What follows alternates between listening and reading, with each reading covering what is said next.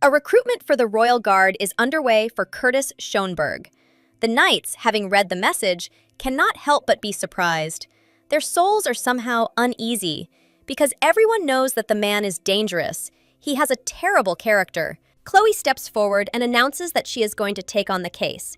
And people look at her in surprise, but all she cares about is the quarterly bonus of 200% of her salary. The beauty doesn't think it's necessary to try to dissuade her. The payment will be enough for the girl's family to live for one season, and they won't have to suffer for the entire first quarter. Despite all the wars and risks, it is enough to work for a year, then you can leave. The lady does not think that the Archduke will be too strict.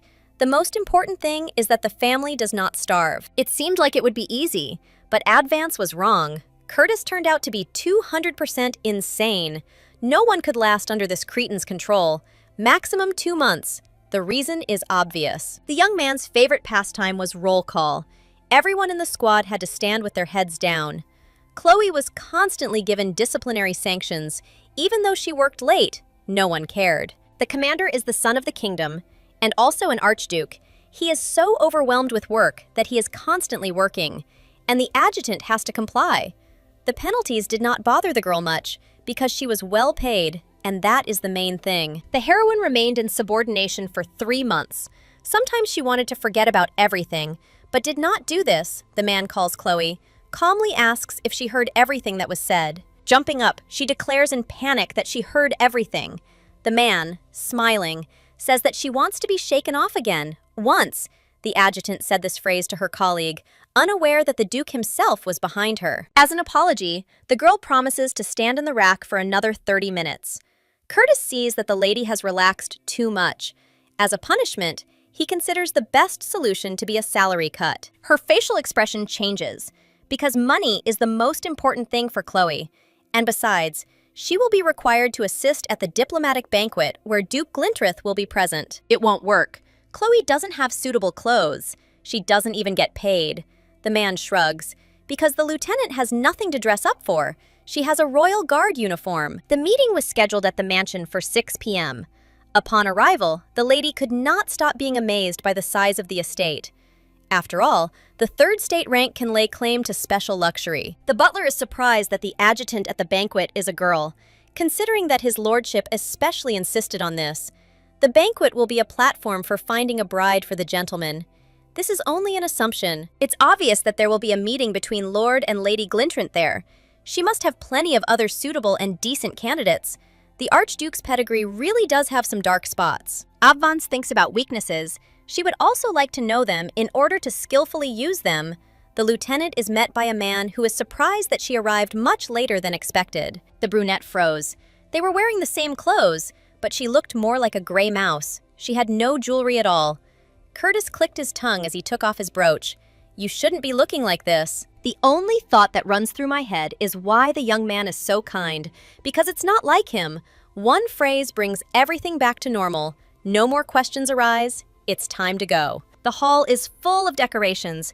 Everything sparkles. But it's better not to stare. Schonberg goes up to His Majesty. He smiles to greet. I was just looking for you. The brunette points to a huge portrait. The young man has heard enough about it, but he is told again that this will be his future wife, Lady Isabella Glintrith, a lady of incredible beauty. The blonde snorts. He didn't think it would be his bride and had never heard of it. A quarrel begins, but not in raised voices. Chloe's chest tightens with stress. The gentleman wants to tell her something. It's important. Coming from the Archduke's lips is not at all what His Majesty expects. The man has already promised one lady to marry her. To demonstrate his intentions, he is attracting Advance. I am talking about her. Life doesn't always go the way you want it to. The woman gets angry. All the time she was thinking only about how much she wants to hit the young man at least once, or even better, make him stand head down. The young man constantly did nothing but ruin her life. He always forced the adjutant to work overtime, and also never accepted her reports the first time, forcing her to constantly redo them. Standing in front of his brother, the blonde calmly explains that he has met the love of his life in Chloe, smiling tensely as he explains that he is attracted to her narrow-mindedness. The invitation to the banquet itself was strange, but the girl could not have imagined that something like this would happen. Everything fell into place in her head. If the gentleman was not corrected, there would only be more problems later. The Archduke doesn't show it, but with his murderous aura, he says that he will explain everything later. This has zero effect. Chloe can't figure it out. She opens her mouth, but then she feels a palm on her hand. The young man writes with his finger on his palm with unimaginable speed. He shows that from now on, the girl will have many privileges to which she must agree. The king remains perplexed. The brunette doesn't mind what they're offering her, still trying to put 2 plus 2 together, and comes to the conclusion that the Archduke simply doesn't want to marry Glintrant. Or perhaps there's a more serious reason behind it. Trade between the rich and the poor operates in Ivanka's empire. Some politics are not so simple. If Curtis marries a commoner, he will also become one, and therefore lose his right to the throne. To avoid this, he is obliged to marry an aristocrat, but no one meets the standards. By marrying Lady Isabella, a love affair arises between the two countries, and this is very beneficial for the king. Even if the duke is looking for a man to avoid marriage, there is simply no one around except commoners. There are 2 options left: to go abroad or to lose the right to the throne. In these 2 situations, the young man had to face a dilemma, because the situation is not at all simple. Abvons is cunning. He turned on the variable. Chloe's family is extremely poor, but surprisingly, they bear the title of baronet.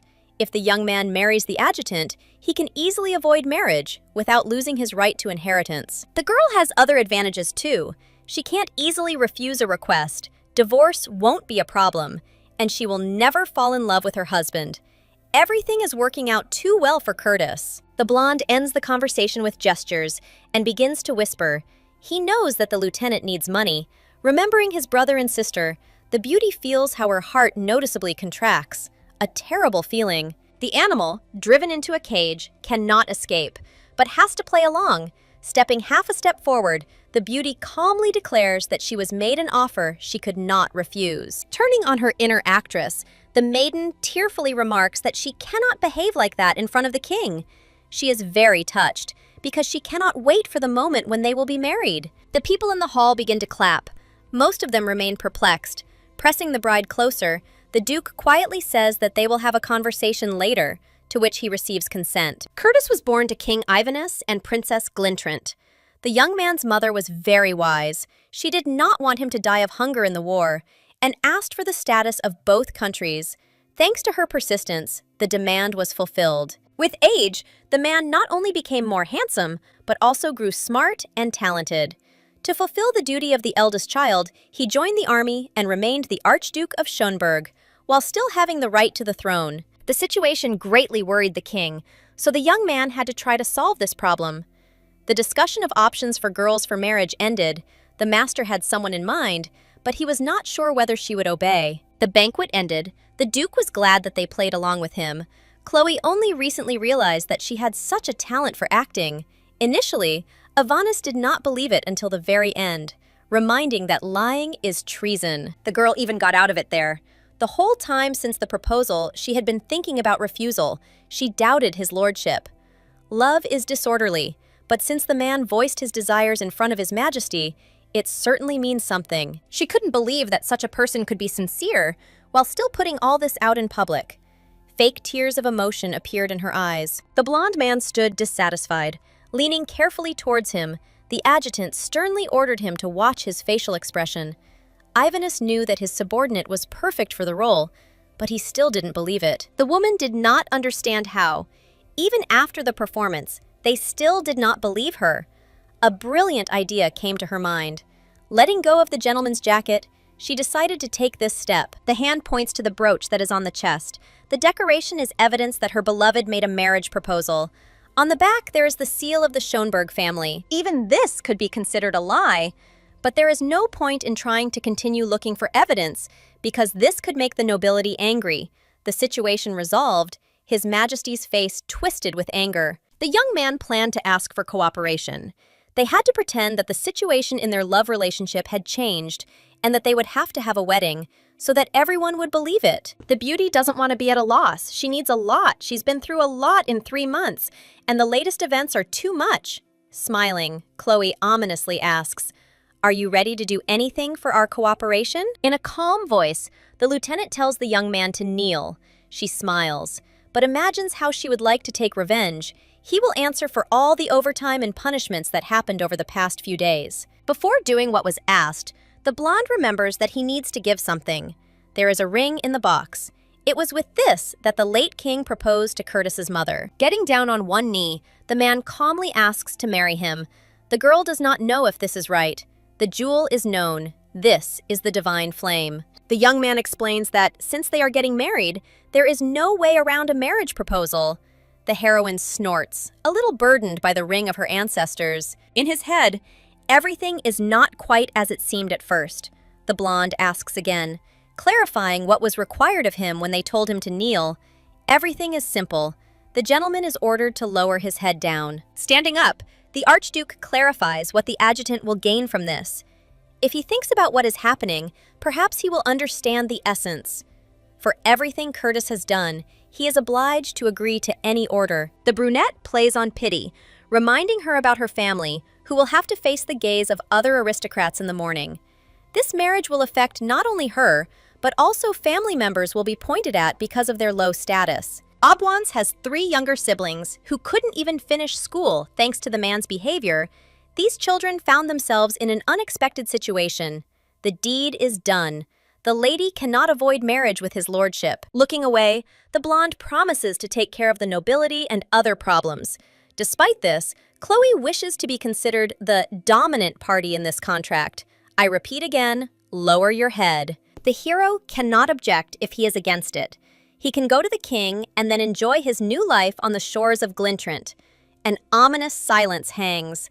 The Duke approaches and agrees through clenched teeth. Taking 2 steps back, the blonde drops into a headstand. He asks how long he will have to stand like that. A minute is enough. The beauty has already seen his determination, so there are no more problems. There will be no revenge from Shenber. He realized that the bride is exactly what he wanted.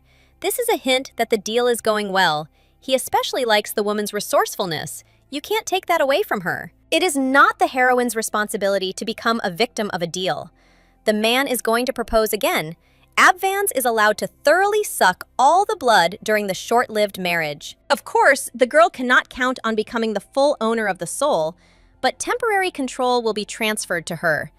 The brunette does not show her bewilderment. After all, he is not a stray dog who needs a mistress. Chloe has no choice. She agrees to what fate has in store for her. The box ends up in her hands again. The life of the young man's mother changed after she put on this ring, and for the adjutant, this will be a good sign. As he walks away, the Duke begins to take off his jacket. A thought about the first night comes into his head. The beauty screams that this is too much for the engaged couple. They are in a business relationship after all. He doesn't understand what they're talking about, smiles ominously, and explains that since they're going to be husband and wife, they should forget about bonuses for working overtime at night. It's time to adjust the military training schedule for the year. By the morning, the news had spread everywhere. The knights in the squad couldn't understand how this had happened, but on the other hand, everything was obvious. Chloe had even once drawn a portrait of the young man, which meant she was in love with him. The news also didn't pass by the Abvans family's house. Leah, the girl's younger sister, asks how this happened. Just a few days ago, she was scolding Archduke Schönberg, and I have to get out of the situation. He didn't understand my feelings. The girl might have assumed that the older one had sold herself out for money, but no one would marry her that easily, and the lieutenant didn't want to hear anything like that. She had more important things to do. Leah is interested in when the wedding will be scheduled. Her fingers show 7. Apparently, there are only 7 months left. This is much sooner than expected. The surprise on her face is genuine when they explain to her that there is a week left. The man is seated at a table and given a calming drink in the form of tea, and he is asked to recount the incident, going into every detail. The voice is slightly threatening. He is not sure that he will ever be able to forget that day. That girl unceremoniously stood next to the Duke and said things incomprehensible to the mind. It was disgusting to watch. The engagement was published in the newspaper. Of course, they couldn't miss the opportunity. It seems that this has confused the royal family the most. Isabella thinks that what happened can be beneficial. Citizens value the interests of the state, so they will prefer to support His Majesty. Even though the marriage was officially announced, love affairs tend to fall apart easily. The king calms down and leaves. As soon as the door closes, Glintrant throws a cup at the wall with all his might. She barely made it to Avanus. They needed to meet at least once more before the marriage, but hope dies last. The heroine calls the maid and asks to see the things brought as a dowry. One of the vases that is there should be sent to the Archduke as a wedding gift. Chloe arrived to see the gentleman. He asks if everything is finished with the family's move. As it turns out, they like everything, but it will be difficult to get used to it. They will be safe until the wedding, but both of them should fulfill their duty. First of all, it is time to draw up a prenuptial agreement, the first point of which will be announced by the lieutenant. The woman wants to prohibit overtime work during the contract. This clause is not only for her benefit, but also for the man's reputation. He cannot be a tyrant to his own wife. He's not impressed, because everyone already knows how strict he is as a boss. Chloe manages to convince him, because a husband and a boss are two different statuses.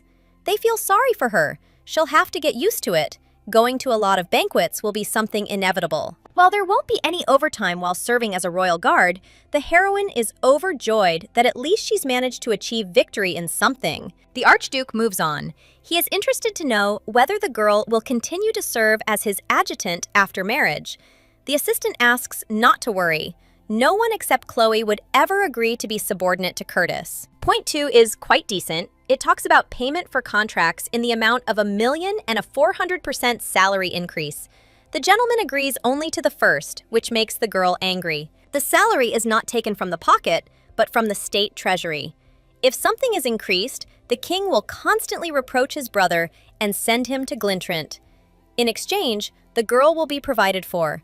$10 million will be paid per year. The third point states that Abvans must always obey, and without question, the blonde begins to get irritated. He does not agree to disciplinary action happening again. The best solution would be to spell out the clause in more detail. A man should respect Chloe and consider her superior. She has the right to 3 personal demands. This is quite fair. It's time to test his lordship's demands. Chloe must make every effort to fulfill her duty that she will receive when bearing the family name. This has already been discussed. Abvans is obliged to acknowledge the fictitious nature of the relationship and should not interfere in it. Her eyes widen in surprise. The brunette asks again if she understood everything correctly. The brunette is not in love. She is not jealous. She just finds it extremely strange that Curtis could have anything at all. He is not capable of such a thing. Having been around him for 3 months, the girl began to take the gentleman for a robot. If it weren't for her third point, she would have gone to hard labor for this. The blonde has a great plan. He will wait a little and then find himself another lover, start dating her, and get a divorce. The reason will be infidelity. Chloe agrees. During the contract, the girl should not have or express personal feelings. She has no right to fall in love. The boundaries are the bed, obviously. She will have to deceive even the servants. I think the situation will be complicated if we use different beds. The Duke knows how to properly touch a nerve. If he has interested the lieutenant, it is better to surrender immediately. She is boiling. A unanimous decision has been made. They will sleep in the same bed. Only the heroine will tie her hair back and wear long clothes. The conversation is over. Noelle is trusted, but asked to keep the contract away from strangers, especially from Agatha. The brunette explains that the girl is his younger sister and loves the Duke. Chloe asks for her condolences. The master orders him to stop clowning around. There is still one unfinished business left. The hero has to send a fake contract. It is intended for the king's family. The status of inheritance is usually transferred to the child, so this is not a problem. Since there will be no children, the dowry should not be discussed. Since the warrior has nothing, the Duke is going to pay $80 million. The dowry offered by Glintrant is equal to exactly this amount. It is necessary to compete with this. With such a volume of money, the gentleman will look nothing less than a man madly in love. A copy of the contract appears in the hands. Anxiety appears inside, as if out of nowhere. The Virgo does not know whether she will be able to live up to expectations. Wedding planning is no less important an aspect. It must be pretentious. Chloe has to try on a dress. She screams because the woman is tightening the corset. It is squeezing her organs and makes her angry. This is the first time for her. She asks how anyone can get married in such a way. As if they have no bones, they try to calm her down. A wedding dress is like a flower and is the main element of the celebration. His lordship chose it. This is how I express my love for you. The brunette asks Madame Abvans to be patient for a little while. After the wedding, everything will be over. She makes efforts to tighten the corset much more, once again makes her scream even louder than before. Nothing works. Tears are in her eyes. The blonde man assumes that the strength is simply insufficient. He passes as close as possible and bends down. The assistant understands the moment and goes out the door. The heroine feels a breath. She does not have time to come to her senses, when suddenly she feels an impulse. The Duke thinks that he is faking. Julia is asked to come in. There are 3 days until the wedding. Perhaps they can make another option. A custom dress is not one of the existing options. Time is running out. Perhaps they can decorate a ready-made dress. It will be faster. The brunette, listening to all this, thinks that she just wants to run away. She dresses back in her uniform to feel at least a drop of the usual comfort that is important to her. As soon as she buttons her jacket, she turns to the two of them and has a pretty good idea of how to wrap everything up correctly. Time flies. The morning of the radiant wedding ceremony finally arrives. The weather is sunny outside, the birds are chirping, the groom is unusually handsome, but the main character of the wedding feels terrible. The young man notices that she is tired. It is his fault. He had to memorize too much for the sake of the oaths. She thought that becoming a member of the royal family was easy. He was lucky. It's a pity that you can't even hit the Duke. A voice is heard behind her. A young man with blonde hair asks if her uncle is giving his future wife too much of a nightmare. Abvans immediately recognizes Prince Frederick. Putting her hand to her head, she greets him, as befits her position. There is no need for formalities after all. By the evening, Chloe will become much higher in status. She does not calm down, expressing her impulse by saying that until the wedding, she remains just a soldier, nothing more. The boy pretends to groan, asking why such a faithful and beautiful lady is marrying his uncle. If she is being blackmailed, he should give a sign, he laughs. In fact, he came for a slightly different reason, because it is time for the Archduke to pray. Curtis doesn't understand why it was necessary to put on a show when he could have told everything right away. So be it. He leaves. The two are left alone. There is a sharp awkwardness in the air. The girl is alone with her superior, which is unpleasant for her. The silence is broken. Since his uncle has left, Frederick intends to find out the question that interests him. He asks the same thing again. He wants to understand why a maiden gets married. The answer about love causes a strange reaction. A pale smile freezes on his face. After the commotion at the banquet, Curtis immediately visited his nephew. He asked to use the church, because of the wedding, His Majesty would close the doors of the kingdom. The blonde assured that this would not happen again. The young man was skeptical about the answer. He had said directly what he was thinking. For a man who had confessed his deep love in the middle of an official banquet, this sounded wrong, as if he was planning a breakup. Standing before Chloe, the prince shrugs. He understands everything. The Archduke is not interested in the throne. He simply does not need it. But his father suspected him in vain and only constrained his actions, and then came up with an attempt to exile him to Glintrant. It's logical that if the hero were in a border region, he would be faced with constant pirate raids. The only strange thing is that Schönberg chose a lieutenant. It's not at all profitable, which means it's stupid. For a successful marriage, a young man would not keep a girl in the military for several years, even if they conspired for money. After a divorce, he would expect the king's revenge. It would be difficult to cope with anger. This is too risky a decision. The heroine wants to see the Duke's head hit the ground. That's how it should be. His Highness is a very rational person. It's even a little scary. Time flows as usual. It's time to try to justify myself. I've adored Curtis for a long time. Earlier, Chloe saw the Duke in a newspaper where they talked about his exploits in the war. Then she applied to be his adjutant to get the coveted position. She wanted to be closer, and so they became lovers. The status of a duchess suits the maiden. She takes it as a compliment. Appearing behind, Curtis explains that his nephew considered her a good liar. He did not torment Abvans. He was simply worried that innocent subjects were being taken advantage of. Uncle can't handle romantic relationships. He wants to torment his nephew. Instead of a girl, a priest can be seen in the distance. It's time to leave and not linger. The young man is getting ready to go to the guests. The only thing he leaves out is how much he hopes that Curtis has found his love.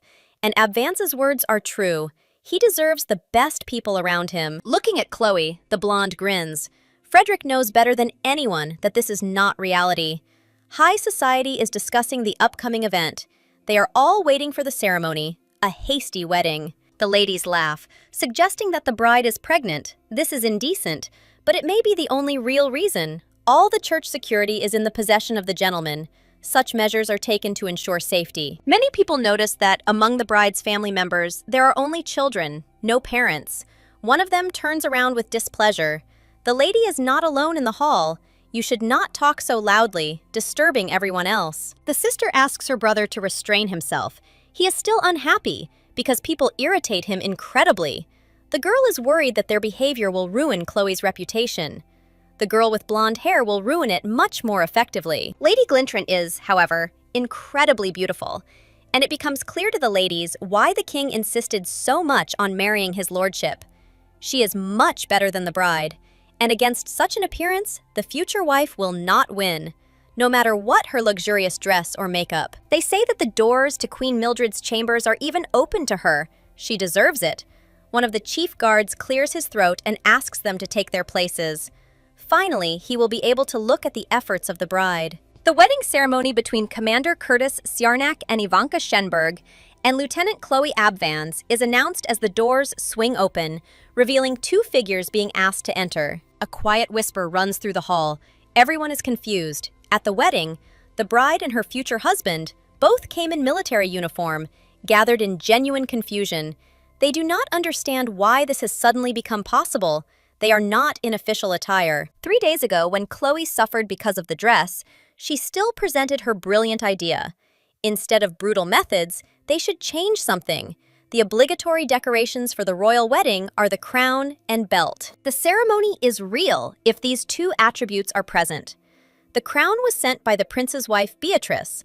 All that remains is to choose the outfits. The guards have their own uniform. The assistant is surprised, asking again to make sure she understood everything correctly. Of course, it would be necessary to pretend that his lordship, due to his great love for a woman, opposed such a thing. They would be able to completely get rid of the suspicion that the young man was interested in the throne. He would show that he was only interested in the army. The blonde thought for a moment, but still gave his approval. He agreed to wear a formal uniform for the wedding ceremony. Those gathered in the hall still couldn't get over their first impression. They still couldn't believe it. It's strange, but some admit that the uniform looks quite beautiful. No one expected that the crown of the late Queen Mildred would match the uniform so well. Before this, the ladies thought that the bride could not compare with Glintrant. It seems they were wrong. The girls seem to have two different auras emanating from them. The priest, James Ruther, has arrived to bless the marriage. He begins by asking if the two swear eternal love before Ivanaris and Granasad, the dragons who protect Ivanaris. The blonde man looks at the young lady. Eternal love is unrealistic. In the end, they will soon break up. But the girl has a beautiful face, so there will be no problem with remarriage. Then she will put on a suitable dress and be happy. Abvans's husband will be someone else, a man she will truly love. There is still a lot to endure before that day. The Duke swears before the priest, and the bride herself does the same. Before anything changes, there is still a lot to go through. The groom vows first, and then the bride. People notice that the blonde smiled easily. He is incredibly handsome. Many came just to look at Curtis. The young man understands that the next stage is coming. He leans closer to the girl. It seems to her that this is too much, but he does not show it. Even with the uniform, everything looks beautiful. There is something else. A box with a ring appears in his hands. It becomes clear to everyone, even without explanation, that before them is a divine flame. And as a sign of his love and infinite sincerity, the Duke gives this ring to Chloe. Until this moment, what was happening still seemed a little false, but the opposite was proven. Brother Abvans is the only one who doesn't understand people's reactions. He thought it was a common thing for a wedding, but in a normal situation, he would have given it to Schönberg. And by calling the girl by her last name, the Duke shows that the decoration is not connected with the marriage and belongs to the woman. The brunette carefully examines the hand. She really wants to ask why she needs a ring at all. Smiling tensely, Curtis seems to ask to behave naturally and first accept the gift. The girl quickly learns to understand him, and in response asks, "Why did you give me this?" Previously, he was misunderstood. His skills are improving, and this cannot help but impress. The blonde suggests considering the jewelry as compensation for the damage. He is giving something so expensive, which means he will be very strange in the future. The priest nods and moves on to the main part of the ceremony. It's time to seal the marriage bond with a kiss. This was to be expected. After all, they are at a wedding. Chloe is still in a stupor. Her eyes are scared. The Duke kisses first. The ceremony is soon coming to an end. The ladies of high society cannot accept what will happen to Glintrant. She came relying on her pretty face. She did not suspect that Schönberg was in a romantic relationship. The time is not right. The aristocrats speculated that the marriage had been hastily concluded due to pressure from His Majesty the King. However, everyone saw confirmation of how genuine it was. There was marital harmony between the couple. After the ceremony, they left without even a banquet. For some reason, everyone thought that the newlyweds went to make passionate love. No one suspects that they ran to clean their teeth and mouth after the ill-fated kiss. The Duke has mysophobia, and he went and changed his shoes. What happened can't be called just a light fusion of lips. Chloe remembers how she was sucked into, the situation happened, and since nothing can be returned, the girl demands her honestly earned compensation. She is given consent. After the divorce, you will get what you want. For now, they have more important matters to attend to, which are best not postponed. The first day of becoming an archduchess is quite important. There were no servants in the Abvance household. New days are beginning for the general's subjects. Opening the curtain, the blonde points to the squad of maids and others standing outside the window. Everything is extremely simple. They will all obey Chloe, do whatever she wants. The number of subjects leaves a feeling of doom in the soul. It already feels burdened, alas, but 80% of the total number can easily be considered spies of His Majesty. It will not be easy. Caution above all. There is one servant who is one of the most important, Philip Delton, a very noble head butler. All the countless servants are under his command. He planned to control those in the royal palace. Life turned out differently. One fine evening, the gentleman was informed that he was leaving for the Archduchy of Schönberg. The king entrusted him with an important mission, ordering him to report on every move of Curtis. He thought it would be great if he could discover the young man's weakness, which he could then skillfully exploit. Before this, Delton had seen his master's schedule. He always had a very tight schedule, which included work and sleep. There was no hint of a dissolute life. Only, after a while, the situation began to change. A duchess appeared in the castle, who came from a poor family in the navy. Junior Lieutenant Montpiece, when asked about meeting the couple, explains that they are tired. The brunette did not want to see this turn of events. After all, he was ordered to watch every move of the arrogant gentleman. The young man, with a hint of worry, was asked to convey that the servants would be waiting for his arrival. The Archduchess, as proposed, will turn up her nose. Her status has skyrocketed. The maiden who dreamed of such a marriage has finally achieved her goal. Abvance will inadvertently make some mistake. In the face of countless rumors, it will be easy as pie. As Chloe was going down, she slipped. The butler smirked slightly. Quickly hiding his expression, he bowed his head. The maiden extended her hand. "It was nice to meet her. I don't know much, so I would be glad to have your help." The brunette wonders if the heroine doesn't know how to communicate with servants. But he shakes her hand anyway. It's an honor for him. Abvance knows what game they're about to play, and she asks if Delton had previously served the king of the country himself. There is a suggestion that the man combines work as a palace servant and a butler at the estate, which he quickly refutes. By order of His Majesty, Curtis began to serve only Schönberg. It was easier for him to not be torn between two fronts. A slight smile lights up her face again. The lady doesn't know anything. He doesn't have two bodies to work in two places at once. The questions are stupid, Chloe snorts.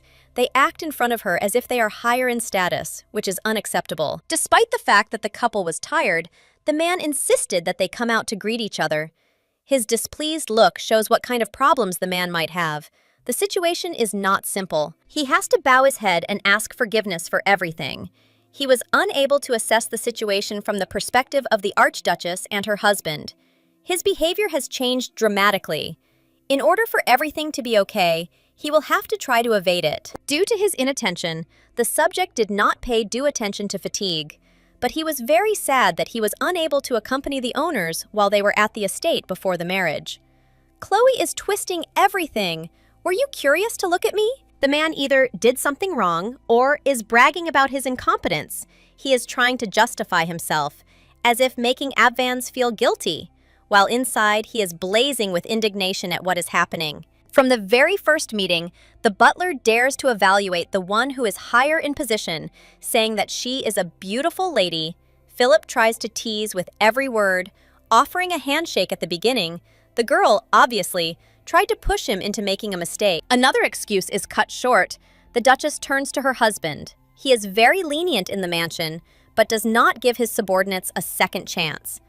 Delton received a reprimand, but persists to the last. He had good intentions, because he just wanted to give a compliment initially.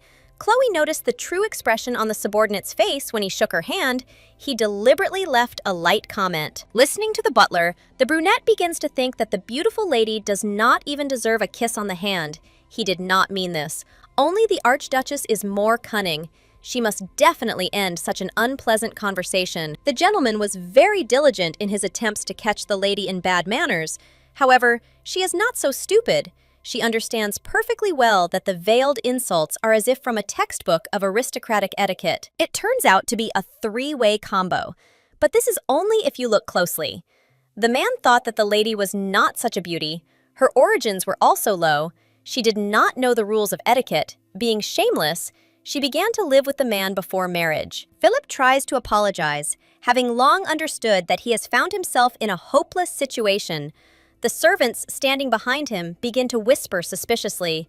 He wanted to embarrass Avans, but in the end, he took the blow on himself. Since the woman is so cunning and knows how to take advantage of her position, the brunette decides to retreat. He humiliates himself, falls to his knees, and begins to beg for forgiveness.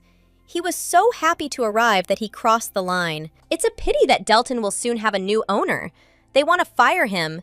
There must be some loophole. After all, the king himself sent him. It's not so easy to get rid of him.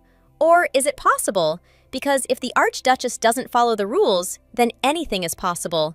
The blonde man calms his wife down, explaining that this is His Majesty's man.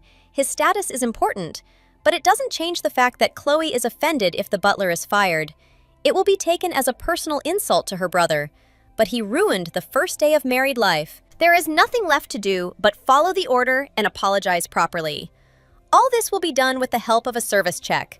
This is like a punishment for soldiers. The general often uses it in his unit. He asks his beloved if such a punishment is appropriate.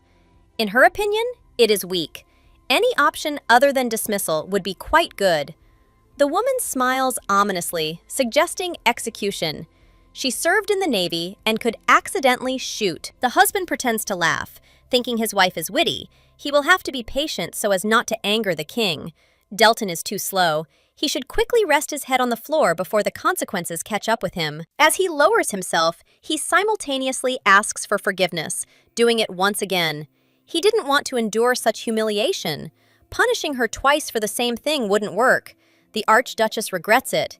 It looks like she'll have to forgive, otherwise it won't work. Leaning towards Philip in a menacing voice, the lady assures him that if he does that again, the bullet will fly out before his head touches the floor.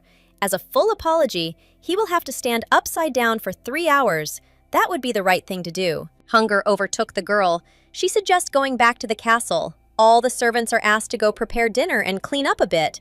Panic is in the butler's eyes. He is simply left alone, forced to count down 3 hours. It doesn't take long before the young lady is seated at the table. The drinks are excellent, and the snacks are sumptuous. All the stress has disappeared as if by magic. The newly minted Duchess can have fun while she has the opportunity. Things will get worse, and they must be prepared for it better than anyone else. It will be easier for the Duke. Chloe will sleep in the main building. Her room is right below her husband's room, located on the 2nd floor of the east wing of the estate. It's a bit cramped there. The spacious room is on the 3rd floor. It used to belong to the young man's mother, but he doesn't recommend it. There are no secret passages in the mansion. It was not intended for members of the royal family. The king, in fact, sent his brother into exile, so if an unexplained fire suddenly occurs, escaping from the 2nd floor will be easier than from the 3rd. It's stressful After hearing this, the lady lost all appetite. Dinner is over, the maid appears next to her and is about to take her mistress to the bathroom. The wedding night begins, so everything will be prepared for rest. The girl freezes in horror. She completely forgot about it. It's incredibly dark around. The lady enters the room. The groom is within reach, is nearby. The ceiling is patternless, making it easy to find a hidden assassin. You have to live in such a place and come to terms with reality. His lordship distracts his wife from her thoughts. He calmly hands her a glass. The blonde decides to tease her a little, winking. He notices that a girl is entering his bedroom for the first time. He wants to kill the gentleman. He is terrible, sometimes even too terrible. The beauty instinctively reaches for her belt, but in a panic, she realizes that she doesn't have a pistol there, which is usually always nearby. The Archduke bursts into a fit of laughter. After all, he finds it fun to amuse himself in this way. Such a reaction should have been expected from the wife. Otherwise, it would seem that the intimacy, the unreasonable irritation at the ceremony, the very exciting kiss, only excite Curtis. The husband will remain celibate even after marriage. There is nothing to rejoice about. The guy doesn't stop mocking. He pretends that he doesn't even know if it will be true. Abvan's dressed vulgarly, and even behaves like that. An ominous silence hung, and it is so clear that what happened was done in vain. What's striking is that the lady trusts the man. 3 months isn't quite enough to consider him a trustworthy boss. The beauty doesn't know how to explain it. She trusts not the human side, but the animal side. Throughout their time together, Abvans was constantly kept on overtime, even offered a fictitious marriage, and found themselves in many embarrassing situations that sometimes seemed too funny. The Archduke understands perfectly well that he will ruin his body in the hands of Glintrant, since he does something extremely reckless in the heat of the moment. Before this, the guy committed too many strange acts that he will always remember, because they are a part of him. Abvans is not averse to joking about this topic. If something were to happen, she would kick her husband so hard that he would not be able to dream of descendants, and then escape through the window. Rumors about this would spread very quickly, and the king would certainly hear about what happened. The blonde promises that nothing will happen, the conversation is over, and that's great. Chloe is getting ready to go to bed. They stop her, not allowing her to climb onto the bed. Even though it's night, the gentleman doesn't care. A finger points behind her. Stacks of papers have piled up on the desk to be sorted through. The maiden was wrong when she said she trusted her animal side. It's time to justify it. Let's get to work. The morning arrives completely unnoticed. Breakfast begins with fatigue. Chloe drops her head on the table without strength. For newlyweds, even 3 hours is not enough. For someone who has used Chloe from the first night, the assistant's words are too eloquent. The redhead asks to wait a little. She will bring light food so as not to overload the stomach. The gentleman really hit the bullseye by marrying her. Such a hard-working wife who carries out all orders you will not find anywhere else. She is a rare specimen. Her gaze stops at the man's hand. She sees that it is bandaged. It is obvious that he has a wound. She cannot help but ask if he is hurt. This is more like concern, or that there is a fear of bad rumors that may spread. It's better to start eating quickly so that there's still time for everything else. The maiden assumes there's poison in the food. They have more important things to do. A diplomatic banquet is about to take place. There will be aristocrats there. They'll have to fight off attacks from His Majesty. Besides other things, it's very important to write thank you notes in response to all wedding gifts. They are usually given in person, but Isabella sent one just because, so the vase can 100% be considered cheap, although it looks noble and beautiful. The lieutenant asks if she will be able to return to work. It is surprising that she is eager to do this right away. She needs to rest a little. There is a banquet soon. She needs to choose a dress with decorations. They will definitely be needed. As sad as it may sound, the girl doesn't understand expensive things. She'll have to choose what catches her eye. The Duke will pay for everything, so the elite shops on Fafton Street are open. After a while, the girl will learn to understand.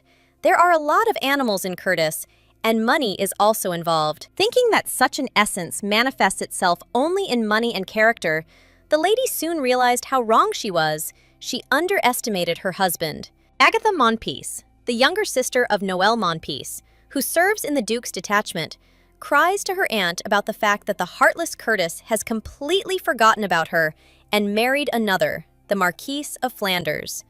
Schoenberg's older sister is tired of tears. Despite her irritation, the women try to explain that the two have already married. Nothing can be changed. The servant has already sent a man to the royal family, but the ice has not been brought. They will send another one. The brunette says that they will limit themselves to tea. The day is extremely long, and he has exhausted her quite a bit.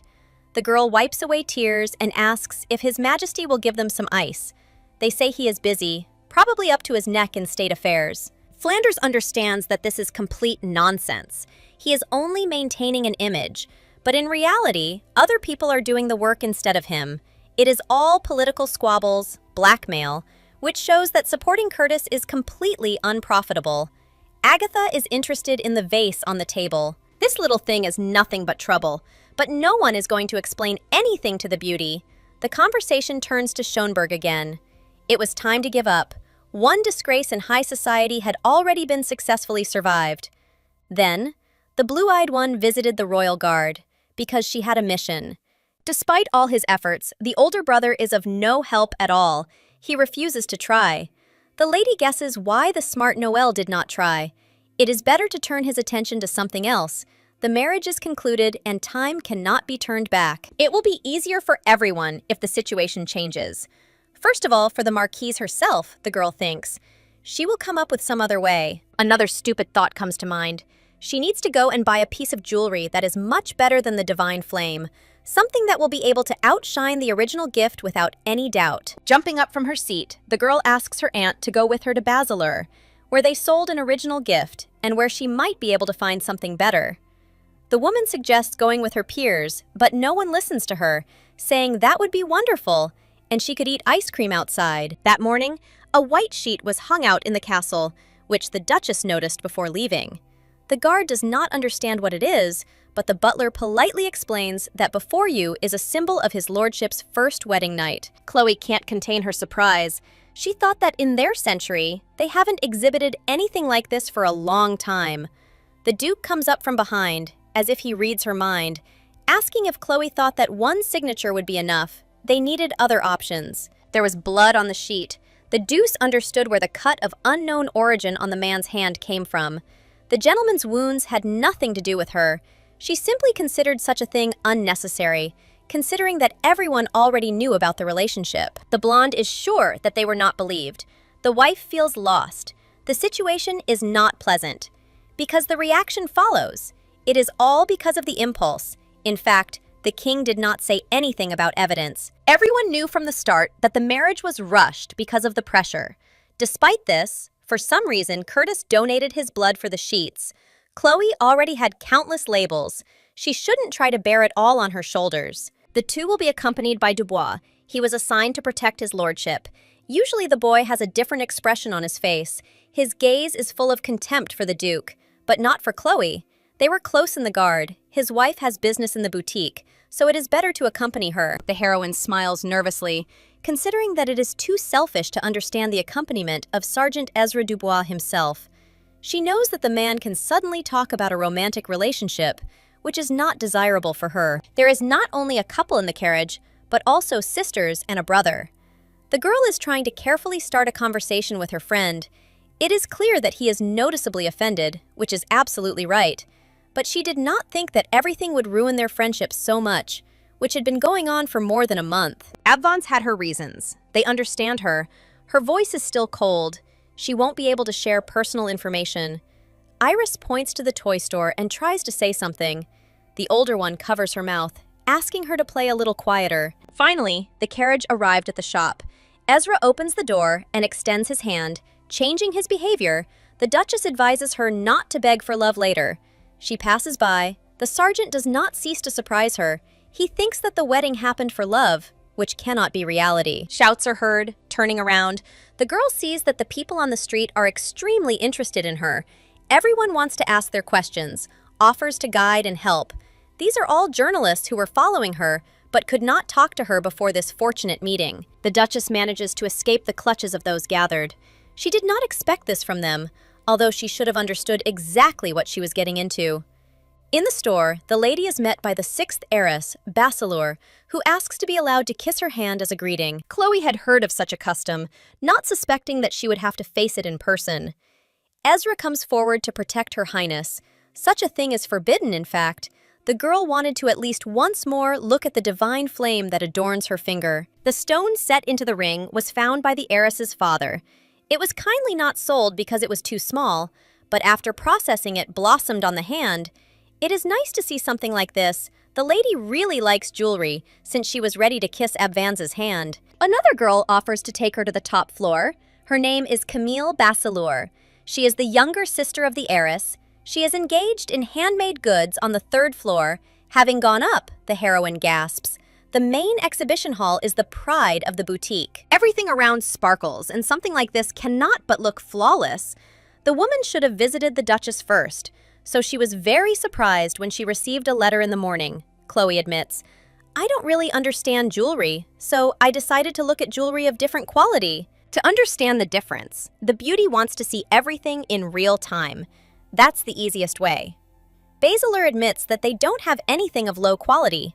The store makes only the highest quality items, and the attention to detail in high-quality jewelry also helps. The maid who says this knows for sure that extra attention is necessary, since everything turned out this way. It is better to inspect all the goods, since they will be difficult to find elsewhere. Most of them are presented in a single copy. The first thing falls into your hands, and without holding back a sigh of admiration, the Duchess provokes you to tell her everything. Basler begins a monologue that is easy to tire of. She is so talkative that this is further confirmation of how obsessed she is with jewelry. The entire area contains high-quality goods, but even the best product cannot mean anything if the price does not satisfy the buyer. Because, first and foremost, aristocrats intend to buy what suits them. The Duchess doesn't know what to choose. She blurted out something she shouldn't have. What was said can't be undone. But she really does feel a bit sorry for the money. She doesn't understand how in her right mind she could spend millions on something that simply attracts the eye, but nothing more. The maid standing nearby reminds that, before going out, the mistress is obliged to pick something out. In such a place, the mind practically does not work. The sister is formidable. It is better to spend money while such an opportunity presents itself. At least one should not skimp on jewelry. Having the kind of things that Chloe has is already a terrible tragedy. Even as a duchess, she continues to wear dull colors. It would be a shame to choose the wrong necklaces and bracelets. Abvans previously said that she buys brown things to show concern for her youngest. The two are arguing openly. Camille can't help but grin. Realizing her mistake, she immediately apologizes. What's happening reminded her of her relationship with her family. Both bachelors kneel down and start apologizing, while Chloe feels awkward. Please stand up. It is clear that it was not done with bad intentions. Despite the fact that attempts to calm her down were successful, the young lady still changed several times. The girl became interested in the necklace that Camille herself wears. It is attractive. Basler sees that his sister is frozen in a stupor and explains for her that it is not for sale. The Duchess understands. She thought that it was for sale. Large jewelry is beautiful, but constantly wearing it is hard labor. So this is the reason. Camille thinks for a moment and then says that the necklace is her father's work. She can show his collection. Chloe will not mind. The main thing is that there are no problems with this. Making sure that everything is fine, she agrees. The brunette carefully examines the collection. She is fascinated. The jewelry is beautiful and cute. Even children can wear them. They used to sell them, but due to the new store policy, they had to temporarily suspend sales. The cute style suits the lady. After the man's death, the sisters were unable to produce anything like this for the last 10 years. One of the tiaras is made from a special stone that they stopped supplying only 5 years ago. Basler asks if the lady would mind hearing the story of the tiara with the jewels. What's happening is a bit burdensome. It's worth leaving as soon as possible. The story is unnecessary. The decoration is beautiful. It's a pity it's not for sale. A sarcastic voice is heard. For someone who doesn't understand, such a product will seem normal. Behind stands Lady Monpiece. The lieutenant knows only one descendant of this family. He recalls a conversation. The young man has a younger sister, Agatha, who loves the Duke. In front of her is the one who is unrequitedly in love. Basler tries to resolve the situation. She suggests they step aside and talk. The blue-eyed girl explodes with anger. She clarifies whether the brunette is considered more important. The sergeant steps forward to ask him to stop the irrational behavior. Second Lieutenant Monpiece is quite an outstanding person. He observes the rules of etiquette, does his job well, and is very polite. It seems that his sister is completely lost in his background. Chloe was considered Dubois' fiancée, she smirks, showing the ring. The girl snorts, insisting that she didn't know who was standing in front of her. Pure pretense. On the way to the boutique, one could already hear many different stories. Outside, there are a lot of store employees and journalists. Having studied the facial features, the beauty understands that the lieutenant's sister is very young. She is not even 20 years old. There is no need to quarrel with a child. After all, in front of her is the girl who destroyed her many years of one-sided love. Schonberg understands why they are angry with her. She openly declares that there is no point in arguing instead of agreeing. Agatha shouts that the woman has taken a lover. She hints at Ezra. He also thinks that what is happening makes no sense. The girl knows that Dubois introduced his colleague to his family as his future wife. Everyone understands that he was the one who did not want to get married. 2 months ago, the whole guard was in a bar. Ezra was whining that his parents would not leave him alone. One of the guards smirked just before he threw out an idea. He thought it would be a good idea to lie to the family. Chloe was the perfect candidate. She had nothing and was in the Navy. She could easily save the situation. For even daring to think about such a thing, almost immediately everyone else pounced on him. Surprisingly, the woman gave her consent. She will not be invited anywhere. There will be no problems with this, so it makes sense to do what the young man himself thinks is right. Ezra's house was turned upside down thanks to all this. He had free time for several years before the wedding. As a reward, Leah received dozens of boxes of high-quality cookies, which she loved. The sisters recall how they enjoyed the gift. Dubois tries to justify his past. Lady Monpiece did not know this, but it was all nothing more than a joke while spending time in a bar. She does not believe it, believing that no one would agree to such a thing, especially for cookies. The lieutenant's speed can only be amazed. Just 2 months ago, she was dating a sergeant, then betrayed him and immediately got married. The situation is complicated. Chloe is closing her eyes to the thought, do I really look so terrible in the eyes of others? Some misunderstanding arose. The blue-eyed woman is amazed by what is happening. The woman is walking around with her lover immediately after marriage. Curtis is aware of this because he assigned the young man to guard her. Most likely, he does not know about his wife's promiscuity. It's time for Chloe to say everything she thinks. Firstly, she only has an eye too. They were close friends, but she would never date the brat. If she got involved with him, she would experience the collapse of the ego, and this is unacceptable. Secondly, the girl should remember one detail. They are still in the guards detachment. No one has canceled the titles. Agatha is only a junior sergeant, and Schonberg is a lieutenant. That is, a boss. She whispers that she is on vacation, so she is simply the count's daughter. Even so, the lady knows what she can answer if they are not on duty. She is a duchess. And again, much higher, confirmation from Monpiece will not be required. She is not part of the Ivanez or Schonberg families. She may not believe in anything, but this does not cancel anything. It is possible to notice in time that the beauty seems to be starting to cry. They ask her if it is because of the Duke. It seems that she really likes the man. Chloe is not trying to bring the girl to tears. He is simply not worth the tears. She is still very young. The best solution would be to go about their business. Hierarchy isn't that important to the lieutenant. It doesn't play any role. But if we follow what the girl thinks, then it's Schonberg who's the more important person, Agatha notes. Basilar is no longer any good. The owner apologizes. She should have gotten rid of the jewelry a long time ago. Camille values the memory of her father, but everyone knew something like this would happen someday. It's worth checking if the most important person in the boutique is really her name is Aunt Marie. A woman who is at the very top of the list of aristocrats that Curtis values comes in. It is none other than the Marchioness of Flanders, the king's younger sister. It was not for nothing that Agatha was so fearless. Earlier, the girl had made her way because a superior lady was standing behind her. She declared that she would go to the Duchess to show her where the crayfish spend the winter. Monpiece did not have time to stop her. Her Highness asked to speak with Camille. She asks for forgiveness. There's nothing to apologize for since they haven't visited Basilar in a long time. Curtis appears out of nowhere. He knows that old acquaintances are allowed to do a lot, but he wants to remind them that there's no point in crossing the line anyway. The older brother should keep a better eye on the girl so that she doesn't ruin anything else. Noel grumbled that the master would be trash if he left his wife alone after their wedding night. The blonde thought that there was no need to apologize, while emphasizing the words, sister. Usually such a warm word would never have escaped his icy lips.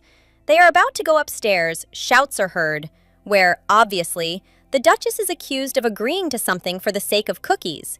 The Duke wants to see what will happen next. Agatha starts talking about how the lieutenant recently met with Ezra, and almost immediately jumped into bed with Curtis. The story about this is known in the Guard. The two were not dating. It was just a proposal during a drinking party that everyone was at. Monpeace was there too, so he knows everything. The blonde laughs. Since they hid such a funny story from him, he is 100% going to cut his salary. The man is against it. The conversation between the two girls becomes more and more interesting. The younger sister cannot calm down, finding new reasons. Even in the current situation, the lady takes care of Agatha, and when she notices that she is crying, she almost immediately tries to calm her down. Marie asks how long they will stand and watch, when suddenly her niece calls her. The brunette comes out and calmly reminds him that she had previously asked not to call her aunt in public. Chloe is a little confused, but quickly gathers her courage and greets the Marquise. The girl served in the army for a long time, so it is clear that she does not have a good understanding of etiquette. There are problems. In her head, the girl reproaches herself for her inattention. She should have guessed as soon as Agatha appeared.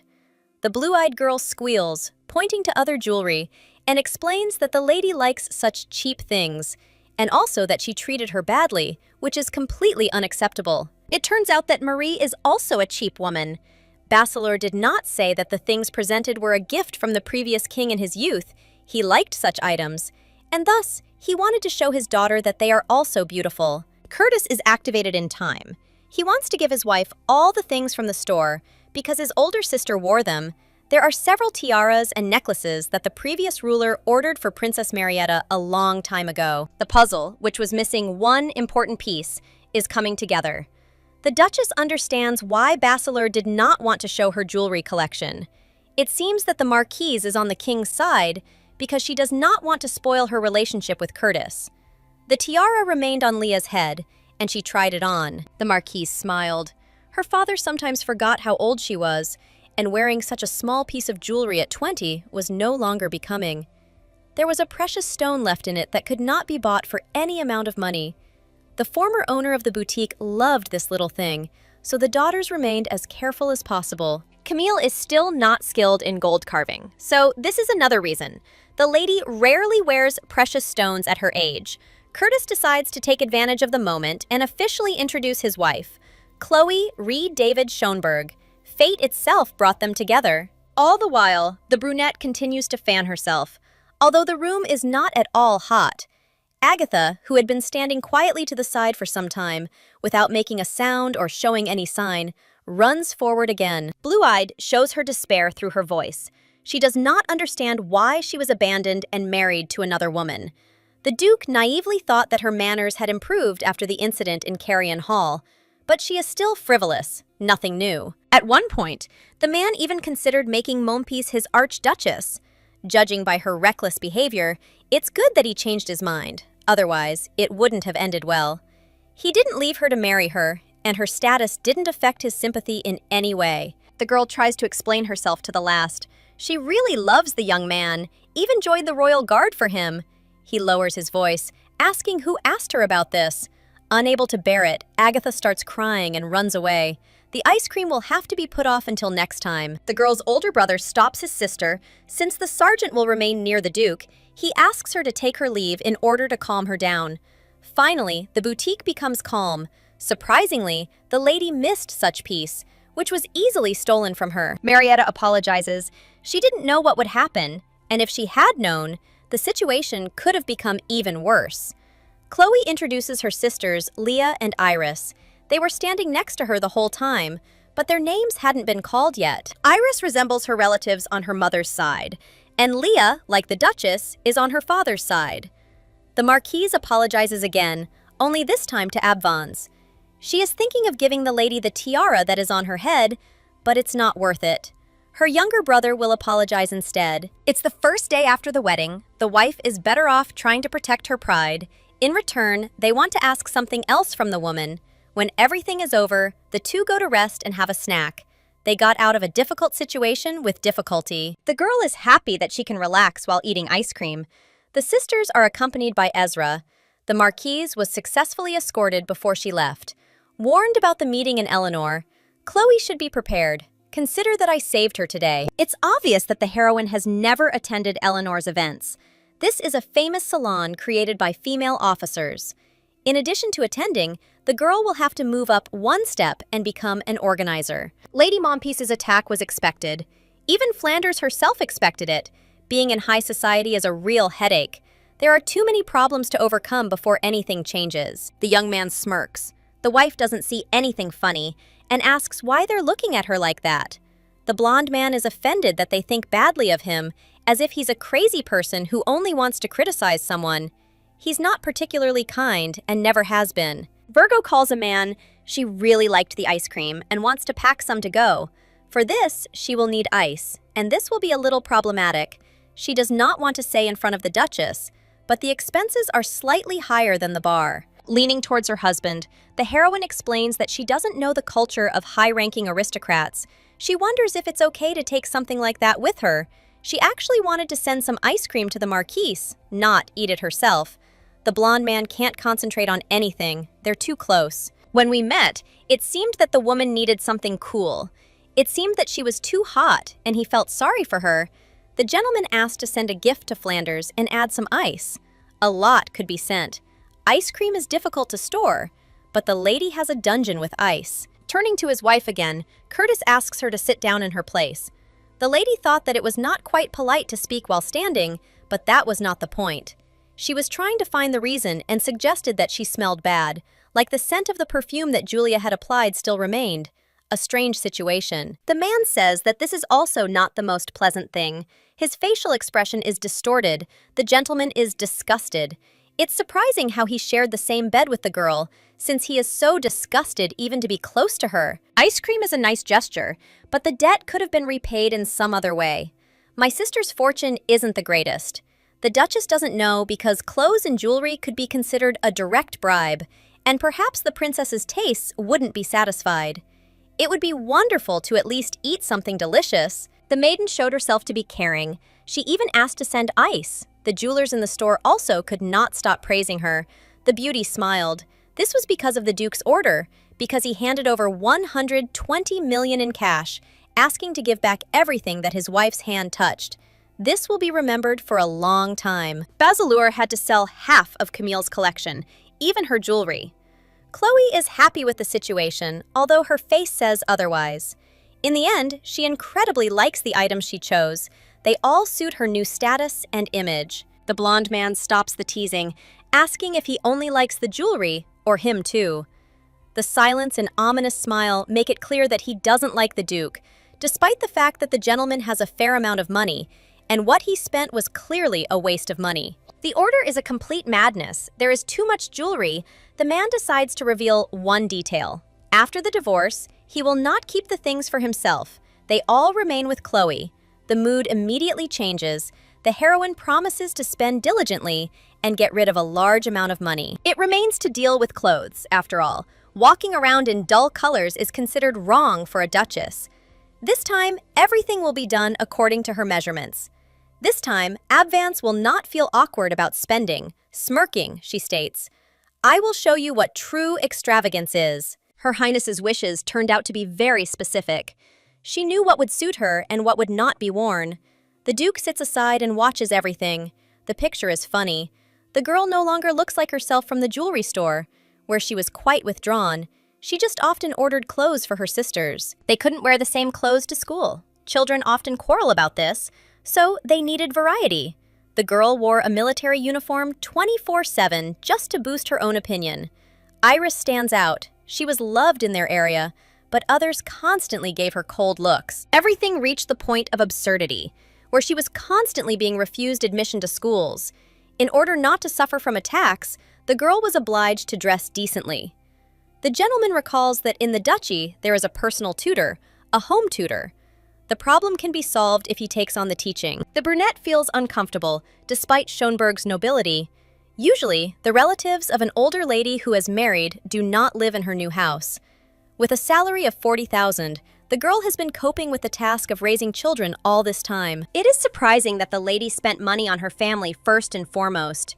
His lordship pretends not to think twice, saying that the blue fabric looks great, it was delivered from Tavai, a terrible word that doubles the price of the goods.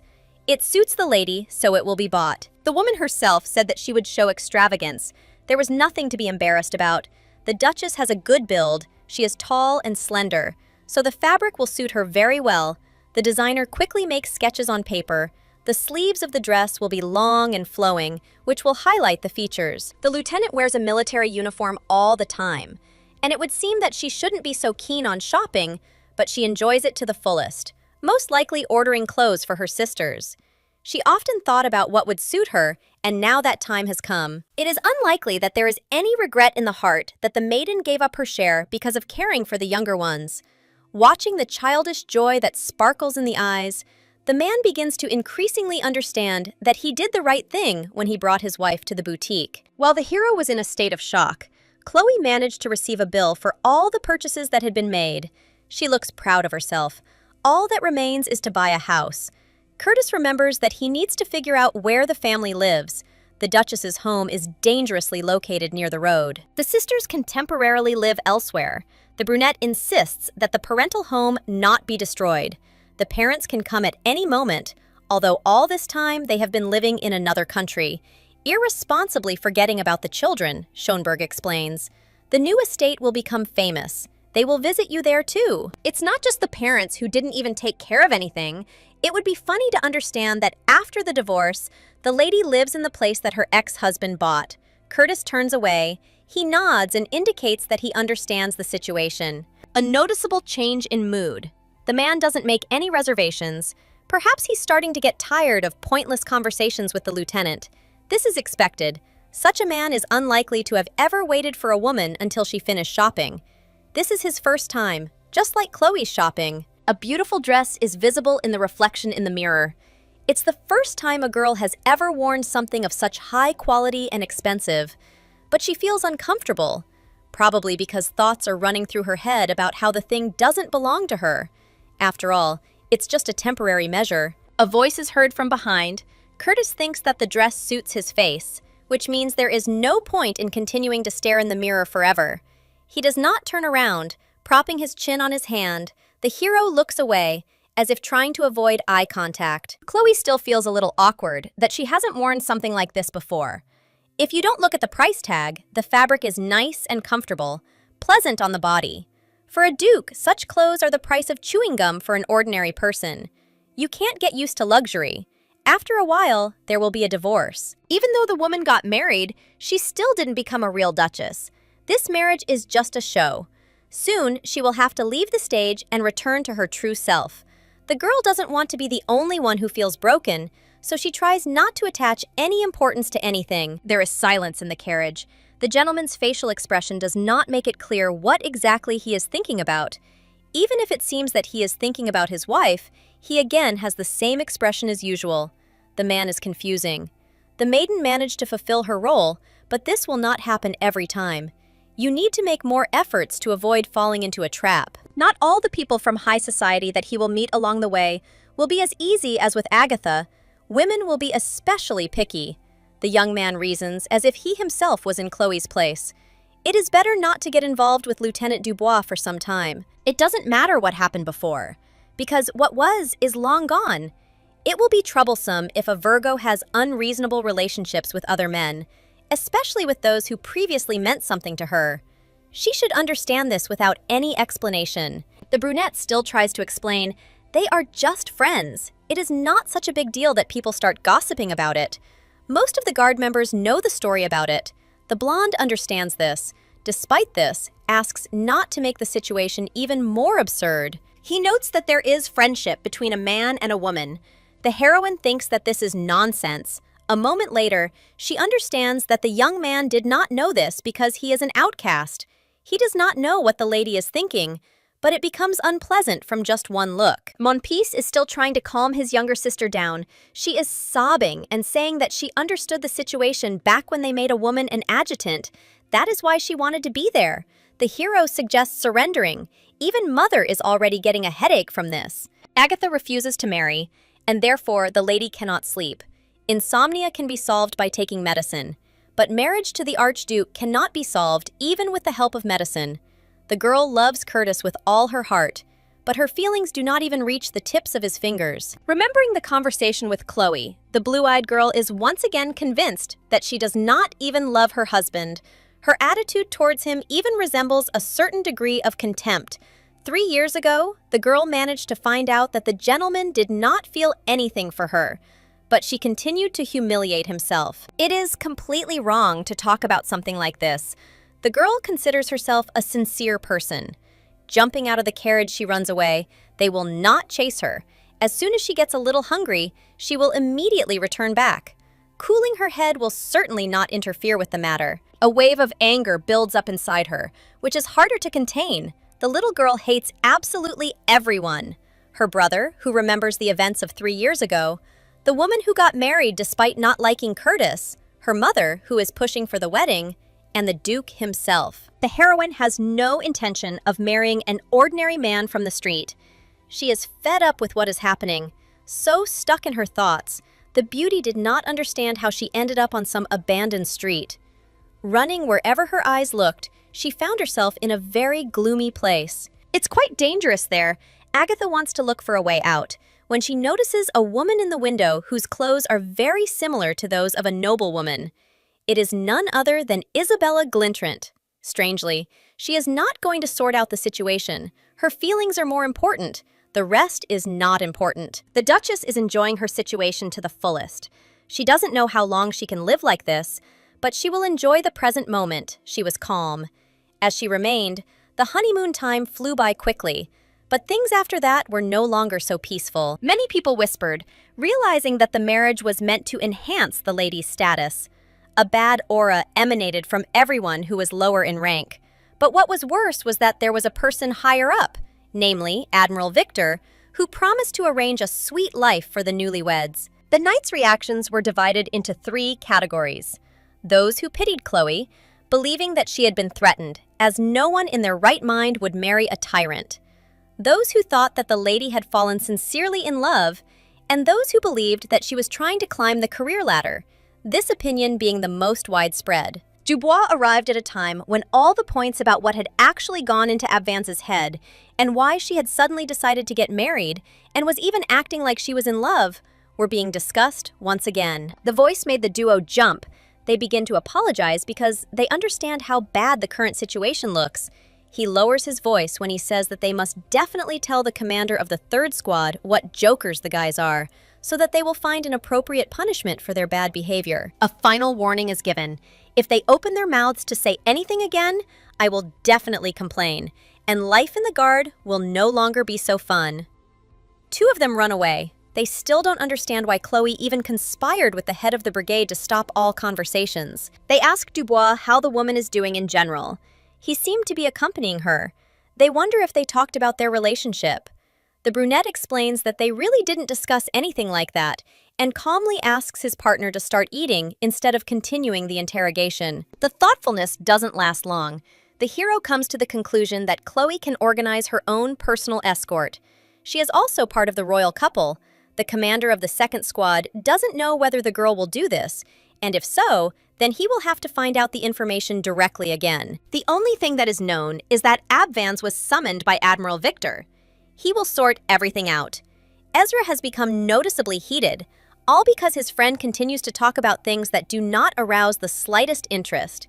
The acquaintance simply sees how well Chloe is doing, and this is only after she got married. In the morning, the girl arrived in a precious car with magical stones. She always scolded the brigadier general, and then she just went and married him. The situation is absurd. Besides, she is part of the royal family, as if this is what she wanted. The reason is not so small. At first, Dubois was also surprised. But first of all, he wanted to congratulate his friend. He wanted to congratulate her, hoping that if later he found a girl that he really liked, His mother would not mind because of how everything turned out. Despite his thoughts, Ezra wasn't entirely sure whether the marriage was right. At a wedding where the bride was supposed to be the most beautiful, Chloe wore a uniform as a political statement. And then, the most intimate situation in the bedroom was also revealed to the whole world by hanging the sheet outside. It was clear that because of her choice, the girl did not receive any respect. There are many cases where people marry a bad person without knowing it, through deception, but Chloe knew that as an adjutant, she had suffered a lot while she was next to Curtis. The woman saw all sides of him, understood that he was terrible. Dubois repeats to his friend that he really didn't know anything. It seems the girl kept the relationship a secret. These words are too strange to apply to such a strange, inorganic couple. Earlier, the heroine even asked that they not demand a story about her love story from her later. It seemed that they were close, and she just wanted to clarify whether everything was okay. There was a resentment lurking in her soul, a feeling as if Ezra had fallen beyond the line, although it seemed that they were close. Finding out what was going on in Chloe's head was an impossible task, which would not bring any meaning. The sergeant felt that his friend was so far away, so he acted distant and awkward. He shouldn't have done this because their relationship had worsened significantly. Even when the Duchess confronted Agatha and was ignored because of Dubois, he couldn't do anything. Curtis appeared like a prince on a white horse. He asked to escort Leah and Iris. He was kicked out because he and the Duchess needed personal space. The red-haired man was even more lost in his thoughts, until Lady Sarah came up to their table and offered to sit down. Of course, she wouldn't eat because she had already done so earlier. Only after that did she come. She came to ask about something. The girl knows that she is close with the Archduchess. She does not want to ask again, but she has a personal problem. It is about the woman's mother. She would like to ask to invite Her Highness to a meeting. She understands that she is asking for too difficult a task. The brunette tries to assure that everything is fine. The sergeant intervenes in the conversation. Schonberg, as is known, declines all invitations. He asks to tell Mother that the matter is not only about her, but this is indeed true. Each of them and their mothers were also refused. The reason behind this was from the very beginning. Despite the situation, the hero does not take himself too seriously. He declares that he is still Chloe's best friend. So if he can arrange a meeting, he will definitely hand over the case to Lady Sarah. He does not mind spending time over tea with 3 families at his home.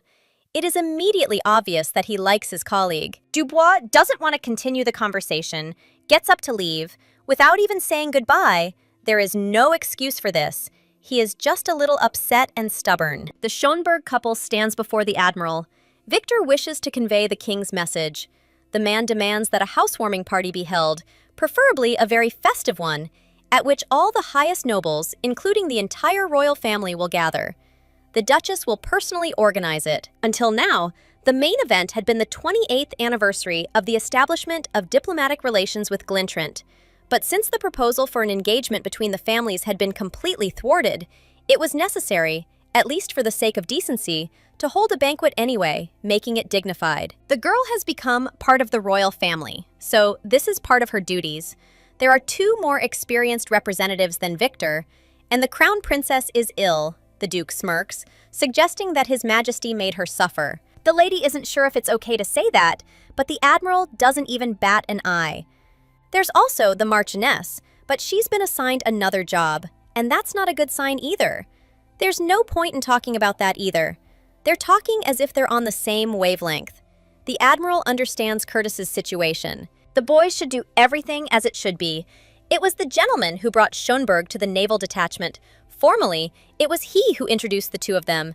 The situation before His Majesty is terrible. There is nothing to talk about. The Duke jokes about how his life is in harmony, but this is not true. The gentleman, when he enters the office, always stands on the snow-white tiles, as if everyone else is smeared. This is only one reason why he is considered strange. When he enters with other people, he stands exactly 2 tiles away, even with Chloe. If they have to show His Majesty how much they love each other, they shouldn't show so much distance. Otherwise, it will end badly. Approaching his wife, the blonde smiles nervously. As expected, the old general cannot be fooled. He reminds that his life depends on this couple. The lieutenant got a wonderful husband.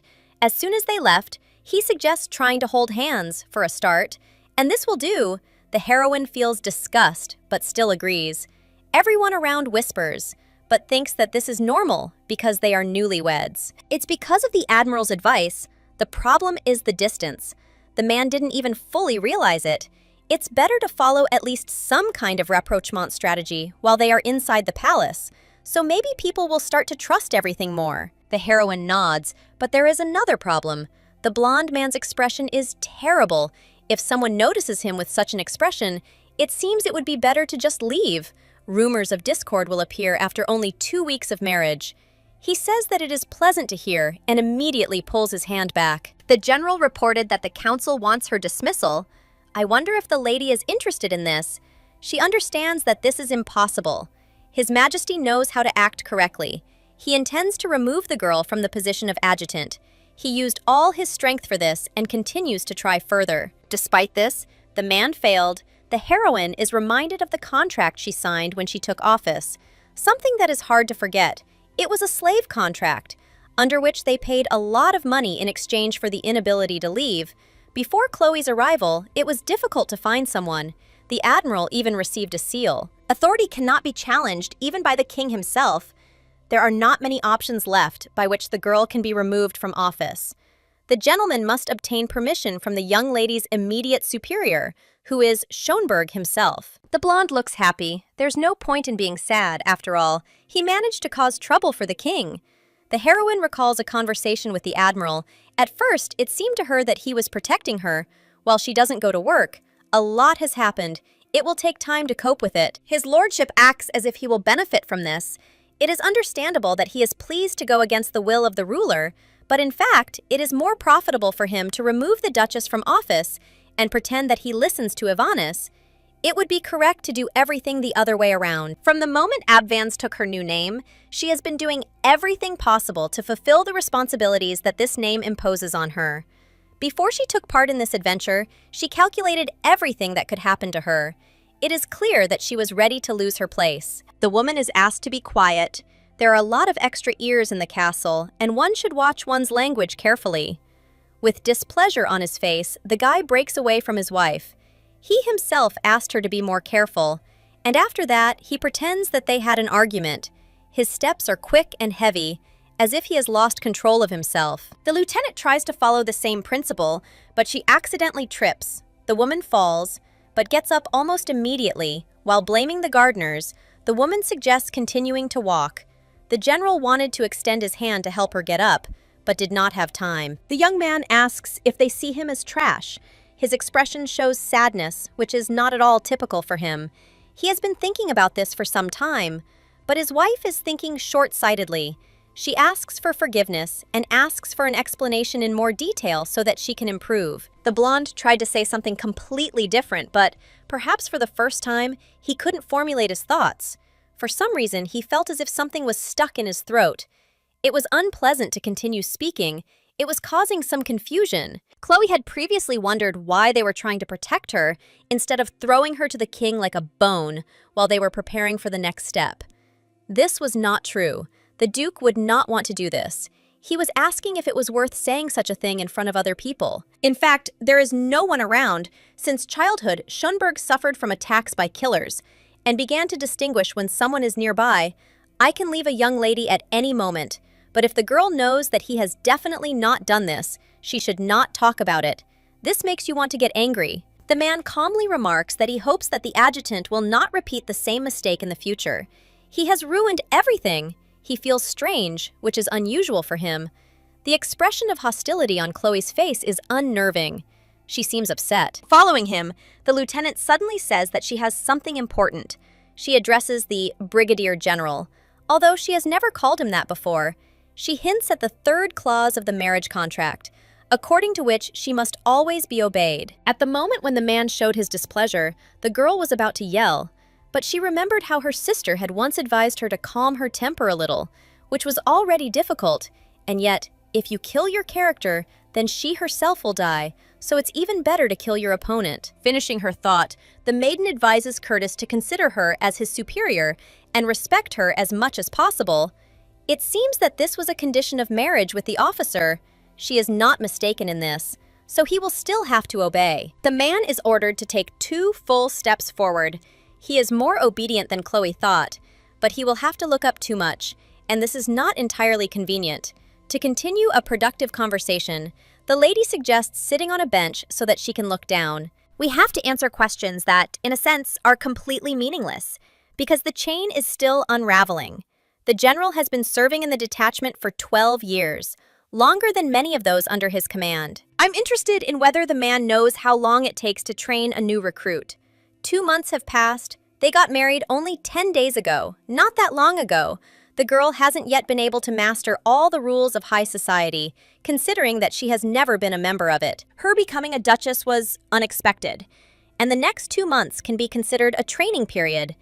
And it is known that newcomers make many mistakes during the training period. There is nothing wrong with that. Because training takes time, Chloe admitted that she made a mistake, but it was worth explaining only once. Curtis apologizes. The moment is exciting. The maiden finally hears such pleasant words coming from the Duke's lips. The one who wrote this agreement is a good man.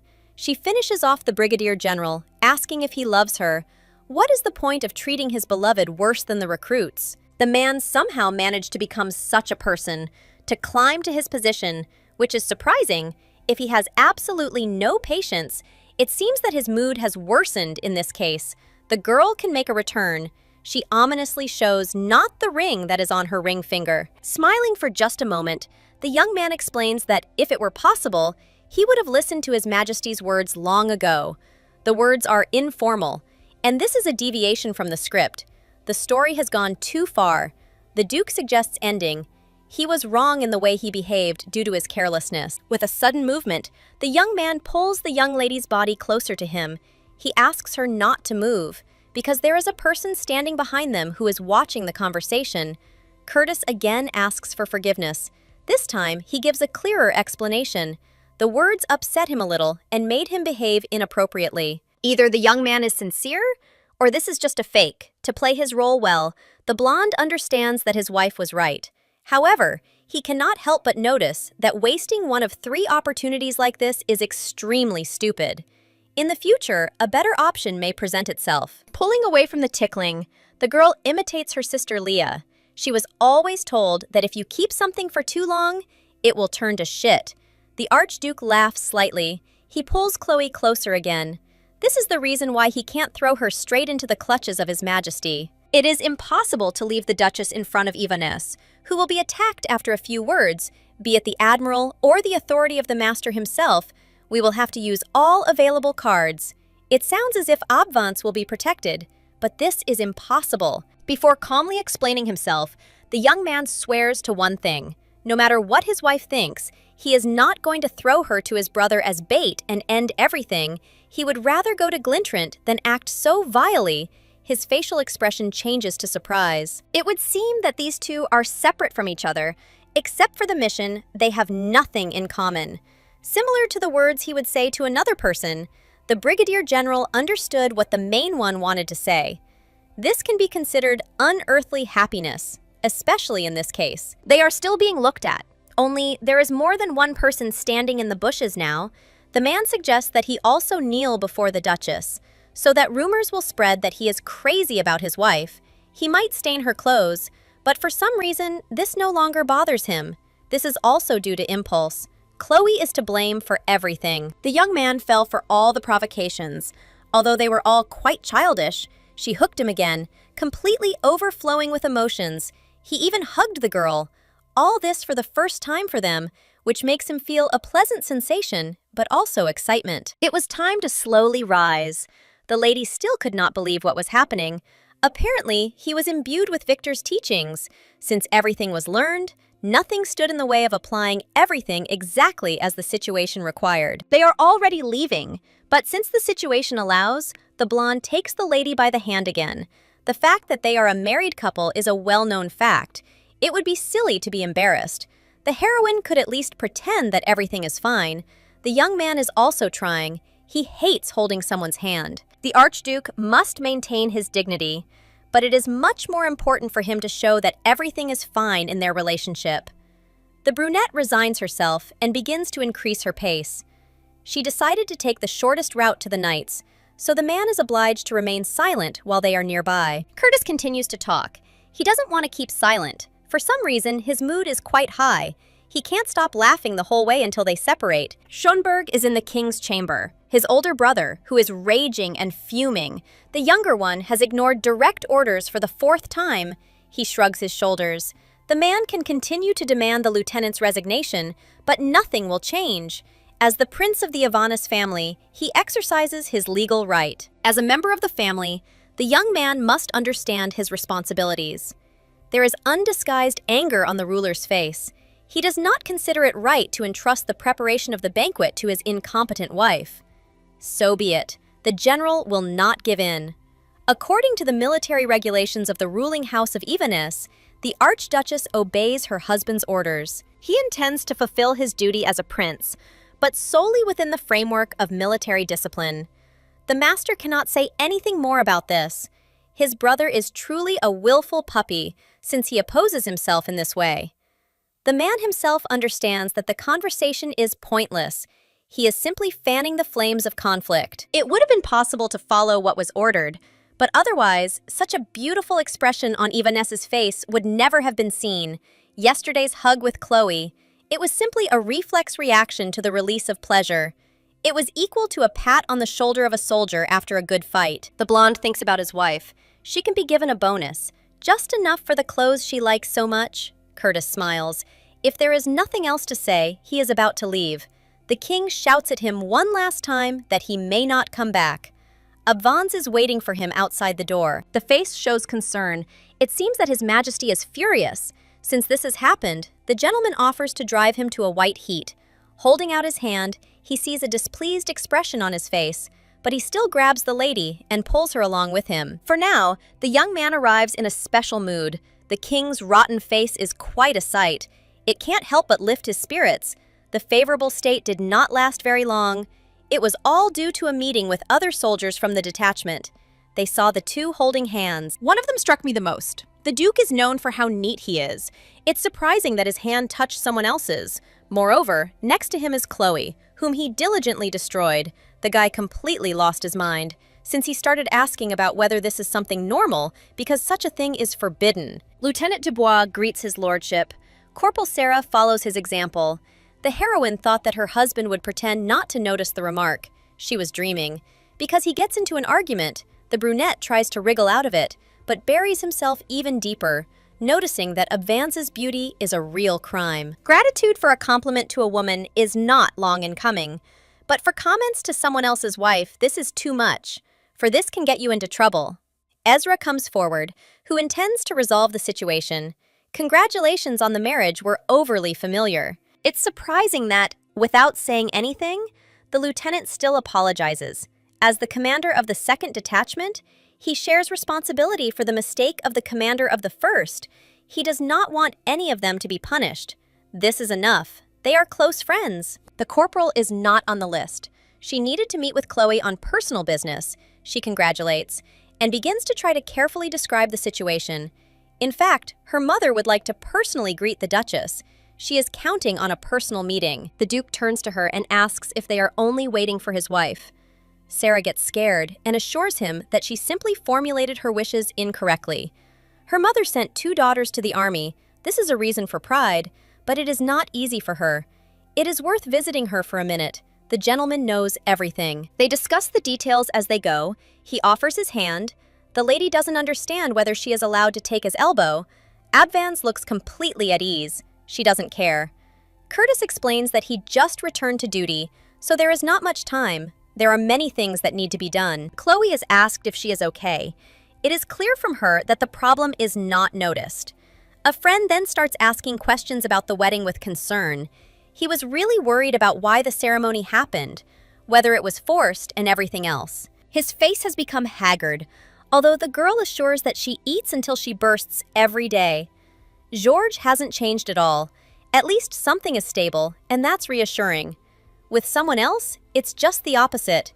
Dubois behaves like a different person, without attaching any explanation to it. The brunette is surprised. They haven't seen their friend in ages. They could have stayed a little longer. Ezra doesn't see a reason. A greeting is enough. The lieutenant is also advised not to drag things out and not to be late for the commander's meeting. They won't forgive him for that. He behaves like a bore. The lady asks not to pay attention. Recently, her friend has become angrier. She was prepared for this. She would even be surprised if he was a little more friendly. Others should not be forced to communicate with the Duchess if many do not like her. Georges assures that this is not true. The young man is very glad that they are communicating and offers to invite him first to his first official reception. And he also wants to be introduced to the young ladies as Abvanz's best friend and the most eligible bachelor in the capital. The woman snorts, and he laughs. It's good that they have maintained their previous relationship. It's still a shame to think about what's happening with Dubois. It's better not to dwell on it. Everything happened too spontaneously. There's nothing to be done about it. You'll have to adapt. The workday after the wedding passed surprisingly calmly. The lady managed to relax a little after all the fuss. Everything was within expectations, but it was not entirely clear how quickly Ezra would cool down. The relaxed discipline was interrupted by a very unexpected, uninvited guest. A lady appeared in the office and started shouting from the doorway that this place looked completely inappropriate, that this was not how a royal person's workplace should look.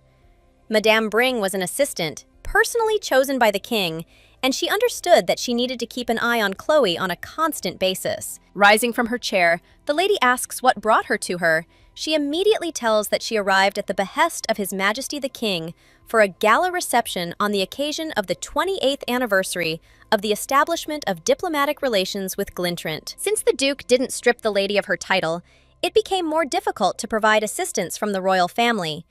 It seems they showed generosity by maintaining their status. In the Duke's office, no one has the right to give orders. The lady snorts. I'm not ordering, but suggesting that you sit down. The heroine wants to ask for help, and is given this honor, she grumbles. The castle is full of different rooms for ladies of the court, and she is invited into a small room, despite her advanced age. Since it is cramped for her, she can help standing. It is surprising that she has to stick her head into the mouth of the royal snake. Her knees ache. They show her to the bed where she can sit down. Even maids are not treated like that. The red-haired woman wants to know why. Being a royal person, the beauty never left her job.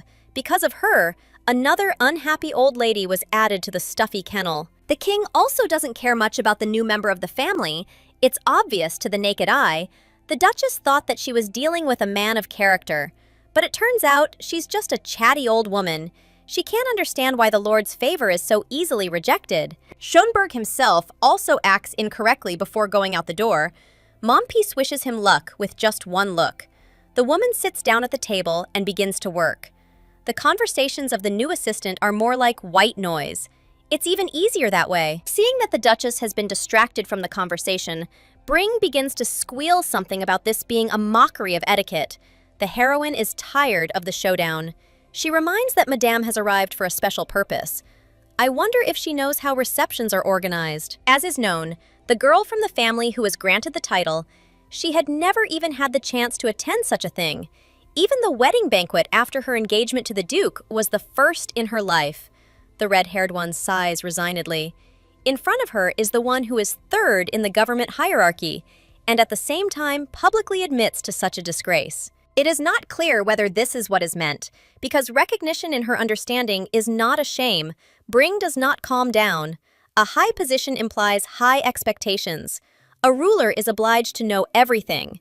The king knew what he was sending the lady to. The lieutenant remains calm until the very end. Since His Majesty sent a woman, it means her task is to help live up to expectations, and not to squeal. Someone who is in power and is part of the royal family should really know everything, but hardly from the womb. Learning takes time and practice. From now on, Madame has a mission that is important. The mistress must be made into a true ruler. The red-haired woman understands that she has lost the battle, and such conditions do not entirely suit her because the situation has escalated. The woman leans over and looks ominously straight into her soul.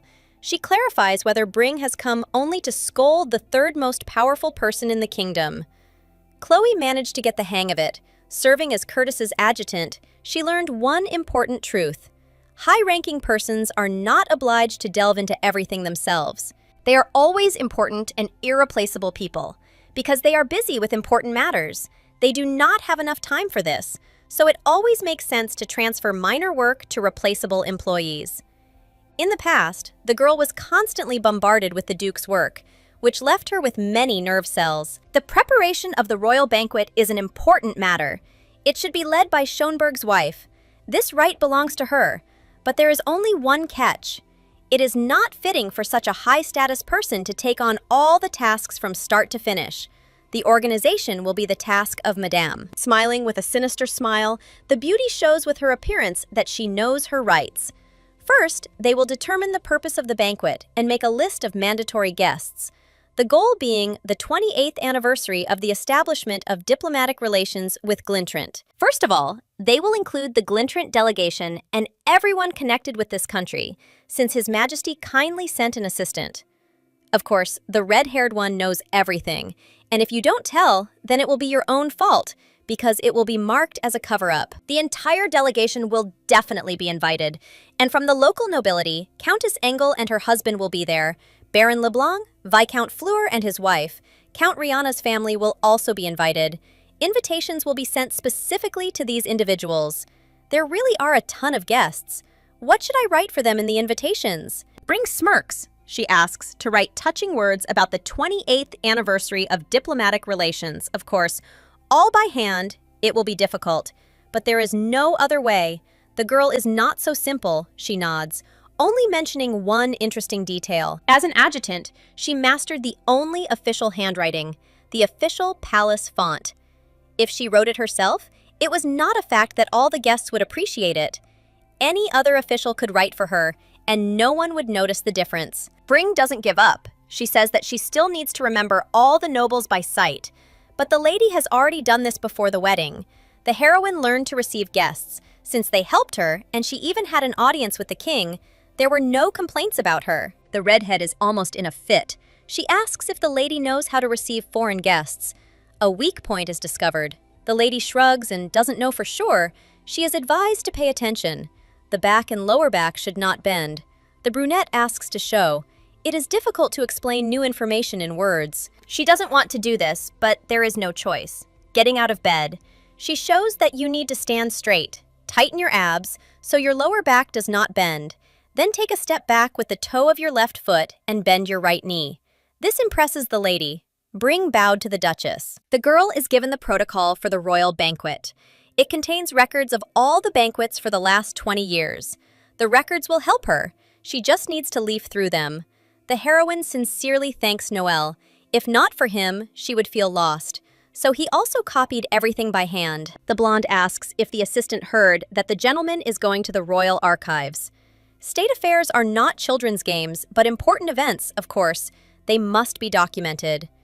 The young man's mood has soured again. Turning away, the Duke asks to spend time on something useful, and not on affection. It is better to try to remember at least one letter of what is written.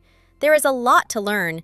There may not even be enough time for it. His lordship is in a mood to find fault with others. Since he finds time for it, it would be good to learn a little from the lieutenant who rewrote everything himself. Noel does not make anyone work overtime, unlike his master. The girl applies her new knowledge with bring. After that meeting with the man, she left him in a thoughtful state and went to study the material. The heroine is pleased to see how they bow before her. Those standing behind the door cannot help but laugh, understanding the situation she found herself in. The red-haired one asks whether the attitude shown to her was only sincere praise and modesty. The challenge is accepted. There is no point in joking anymore. It is better to answer honestly, to show that she is not as weak as she seems. Bring shouts that she sincerely tried to help, and in response received such an attitude. In addition to the king's order, she obviously came to educate such an uncouth girl and not let her disgrace herself. She is fully aware. At least the assistant didn't come to disgrace her, because if she wanted to curry favor with the king, she could easily give Chloe false information and make a laughingstock of her in front of everyone at the banquet. The lady has a sense of responsibility, and she truly lives up to her reputation. A person who knows what dignity and etiquette are is important. The help she has already provided in a short time, and that she will continue to provide, is genuine, which means the situation should be resolved. The Duchess did not want to lose her help. She apologized to the elderly woman, who was only trying to do her job honestly. The heroine, like her, respectfully treats His Majesty, for she is also a subject of Ivanus. But, as a person, she harbors grievances. For this reason, she praised herself for being impolite and regretted it. If Bring conveyed everything said to the ruler, then the girl would come to an end. But the assistant did not come for this. She came precisely to turn the ignoramus, chattering nonsense, into a worthy ruler. The redhead feels cornered. She doesn't know what Ivaness sent her for, she can't read minds, and she only came out of a desire to serve the royal family, which needs it. Still part of the guard, as a soldier, the heroine pays tribute to the madam's patriotism and bows her head before her. She says that such a bow looks very good at first. The brunette thinks that she can breathe a sigh of relief. After all, Bring is not as scary as she seemed at first glance. Breaking out of my thoughts, the assistant suddenly starts giving me a lecture on how to improve my stance. Her Highness's legs are too long, which makes it look unsightly. It's better to try moving your back leg half a step back. The heroine is on duty. She thought she'd get to that later. In such cases, one must first show modesty and ask politely, understanding that in terms of time, the dedication with which the Duchess serves as a guard is highly commendable and worthy of respect. But they have an emergency situation, and Ivanus should not find himself in an awkward position. The woman doesn't understand why they attacked her, because the fault lies with the Duke. Bring doesn't believe it. The man avoids conflicts. During the day, he personally took the protocol of the ceremony for the reception from the royal archives, and Noel is proof of this. He came, citing a direct order from the master, and asked in detail about the location of the protocols. The general appears as if from nowhere. It makes no difference whether he gave the order or not. Only the result is important. The man heard the entire conversation. As usual, he appears at the most opportune moment. Since everything has gone this far, it would be best for Madame to fix everything and be responsible for the mistress until the very end. It will be easier for everyone, of course, except for her. Before the diplomatic reception, I still need to make it to Eleanor's meeting. Time is running out. Working hours are allowed to be used. I need to do everything possible to train the Duchess. She must be exemplary. The man directly states what is required. Madame agrees. Chloe feels like a shadow, as if she doesn't matter. Other people decide for her, which is not entirely surprising. Her Highness is dragged away to begin the first stage. Time passed quickly, the day everyone had been waiting for. When they were tired of demonstrating the fruits of Bring's training, arrived much sooner than expected. In addition to her task, Abvans also decided to come to work, without immediately explaining the reason. From the very morning, Her Highness found herself swamped with work. For the first time, she went to the hall, where she was already greeted. Shown to a seat, the woman was informed that this was the main chair, which belonged specifically to her. Eleanor's meeting is taking place. Chloe is officially coming out into the world. On the day of this meeting, the girl is first met by a familiar face. She is the same one who fought under Curtis during the war years, Sarah's older sister, Theodora de Tournier, whom the heroine also knows through the detachment. Her Grace is pleased to meet the lieutenant. Her husband talked a lot about her before the meeting itself began. It is worth going to the prepared place, and then everything will begin. The Marquise of Flanders is not there, which means that the woman will occupy the most honorable place in the entire hall. Closer to Schönberg, of course, are the highest ranks, and a little further away, a familiar figure can already be seen. It is Agatha, who is just as dissatisfied as Chloe herself. The Duchess can endure time in her company because she sees in front of her Laura de Gaultier-Cloy, a fellow naval officer. The redhead was surprised when she suddenly learned the news. She asks if the lady has forgotten about her. It's nice that nothing happened, and even though many years have passed, they still remember her. Theodora notes that at Eleanor's meeting, the girl was gone for an eternity. The beauty explains her disappearance by saying that after getting married, she left her job and devoted herself entirely to her family. But her husband believed that sitting at home doing nothing was harmful, so he suggested dropping by the meeting. When she found out that Chloe would be there, she immediately plunged into memories of her youth. The brunette doesn't remember them being so close. She only joined the Navy for the money. Everyone shied away from her back then, but Chloe is still happy to see her and asks to be allowed to still consider the girl her friend. Of course she agrees. Smiling, the heroine calls her by name. Everyone in the room gasps, because no one is allowed to do this. The lady does not know how best to get out of the situation. She did not mean that she was allowing it familiarly. A lesson with Madame Bring comes to mind. In the army, it is customary to address people by rank, regardless of their relationship. At Eleanor's meeting, it might be a little different. If someone allows themselves to be disrespectful, it will be an insult not only to the Schönberg name, but also to the entire royal family. And one should be careful with this. The girl doesn't want to humiliate Viscountess Gautier, so she tries to resolve the situation calmly. She explains that mutual respect and harmony are especially important in friendship. The lady has come to strengthen their personal friendship and ask for help. The green-eyed one also didn't come just like that. She didn't come to support out of personal sympathy, so the Duchess shouldn't rely on personal connections if she has an important matter ahead of her. She hopes that she explained it clearly and they can understand each other. Looking around the room, Schönberg waits for a reaction. She feels a little awkward saying this, but she hopes that everything is fine. She will try to be impartial and fair, doing so without excessive familiarity, which could harm the royal family and its reputation. The acquaintance nods. She understood the hidden meaning behind the words. She made a mistake, but still hopes that her desire to help will be understood, even if it is out of old friendship. The Duchess is never against help. On the contrary, she needs things to be easier for her. Everyone is given different tasks. I would like Lady Felpatine to take on the preparation of the dishes. Since she has experience, my head is spinning. Too much needs to be taken into account. If not for Theodora, the situation would have noticeably worsened.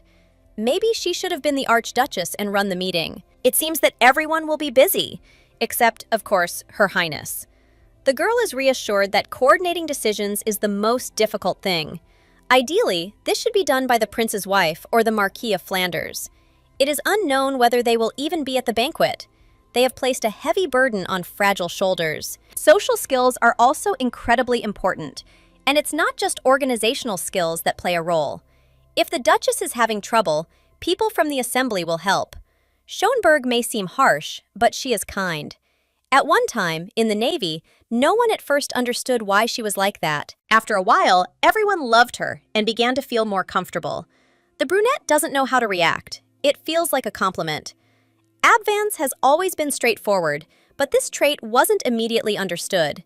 It took a little time to talk, and everyone immediately saw what she really is. They intervene in the conversation, cutting the Viscountess off mid-sentence. Agatha remarks that Gautier is not so close to the lady. If she were to experience her art of conversation, she would never try to object to anything. The ability to anger a person without a single curse is the highest level of skill. Monpiece is interrupted, so that the meeting can continue peacefully. Lady Crayon and Aven are appointed to select the furniture. They, together with the Duchess of Sennemuner, will be engaged in decorating the hall. The distribution of roles is coming to an end. Everyone is allowed to go to their places, while Berg is still choosing the dishes. The beauty peers in. Gautier asks what she prefers, and after receiving an answer about a summer or white service, he tries to connect some of the logical chains. The establishment of diplomatic relations with Glintrant became possible thanks to the marriage of the late queen and the previous king. Since the queen has passed away, perhaps the color white will be associated with her death, and this will spoil the whole event. If you think about this color, you immediately remember the snow-white wedding dress of the lady.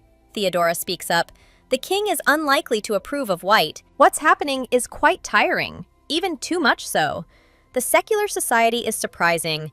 Everyone comes with clear goals and ready-made speeches, because each one has significance. The gaze shifts to the side. Agatha, obviously, came to find fault with the Duchess. She has her own vendetta. Even more interesting is Laura. Her behavior is strange. But it is clear that she wants to strengthen ties because of Chloe's new status. She wants to get some privileges. The most mysterious one in the whole room is Theodora. She doesn't try to ruin everything. She seems to help, but without much warmth. It's not just a matter of not wanting to get involved in social troubles. She has some other reason, which is not so easy to uncover in order to fully understand the situation. Madame Bring arrived to inform the lady that the Duke was no longer waiting. He said he had a message and wanted to personally escort his wife. He appeared, walking forward, asking forgiveness from everyone else.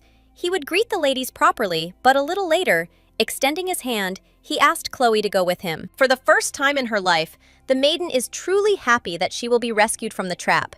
She has time to get tired. It is time for Theodora to go. The rest of the issues will be resolved later, and Her Highness will be informed about everything. Finally, the heroine leaves the meeting, thinking about what awaits her next. Bring is giving a lesson. She counts down and asks him to follow the steps of the Archduke and repeat everything. The girl asks what her husband wanted to talk about. He smirks, and without any embarrassment, declares that it was just an excuse.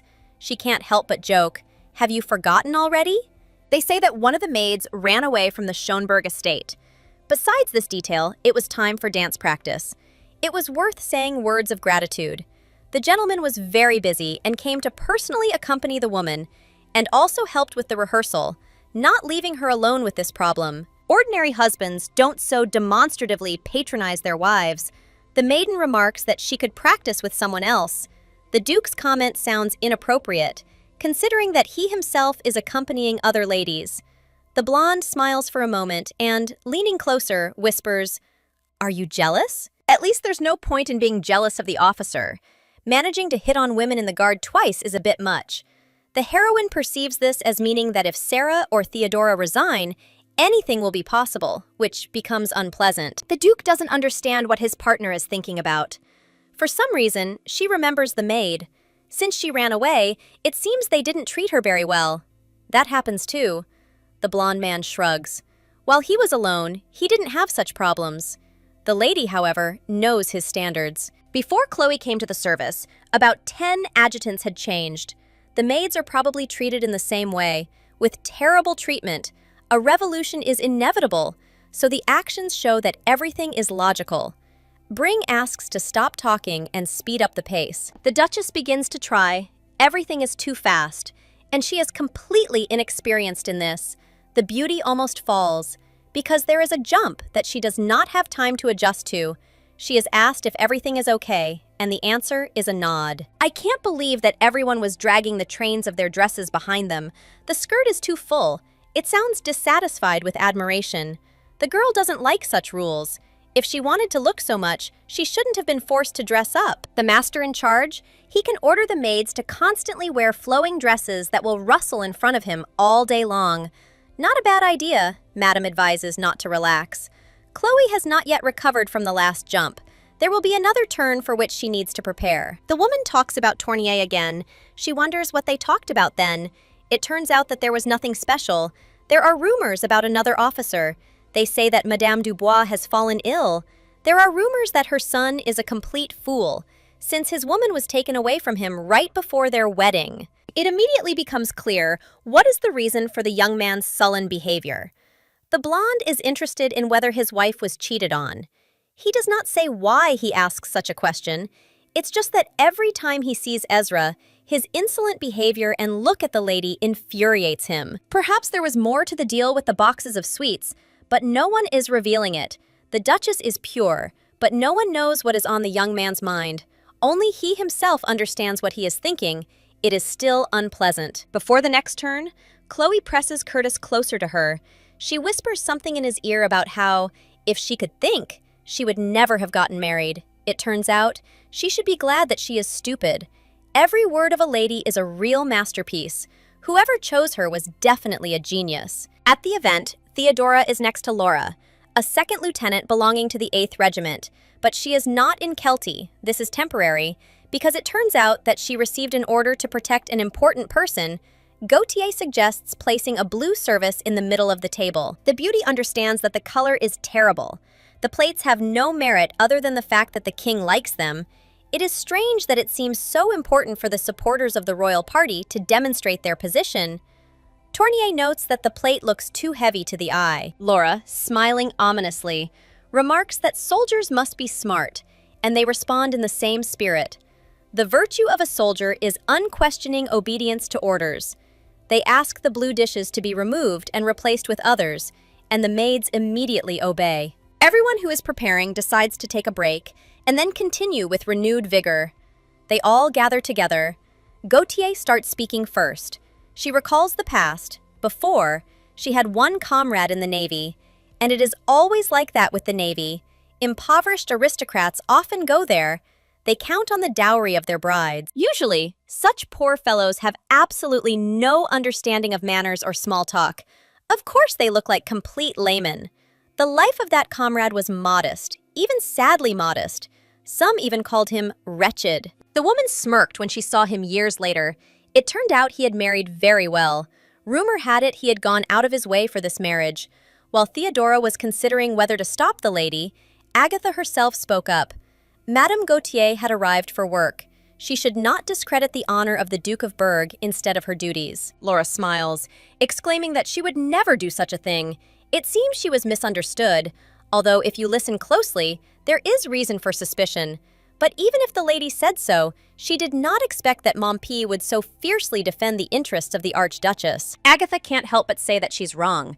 She doesn't understand it herself, so she defends the one who stole the man from under her nose. It's strange that she's still haunted by that phrase. When the girl burst into tears in the boutique, she reproaches Gautier. The members of Eleanor must set an example for the honor of the crown. The green-eyed one continues to act stupid.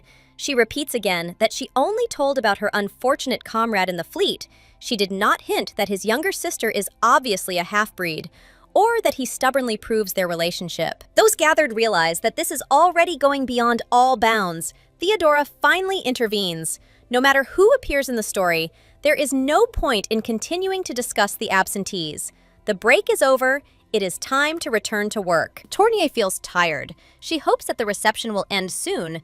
Madame Gautier this time asks how the initiation is planned. The Archduchess must also undergo a ceremony. She must wait for Flanders.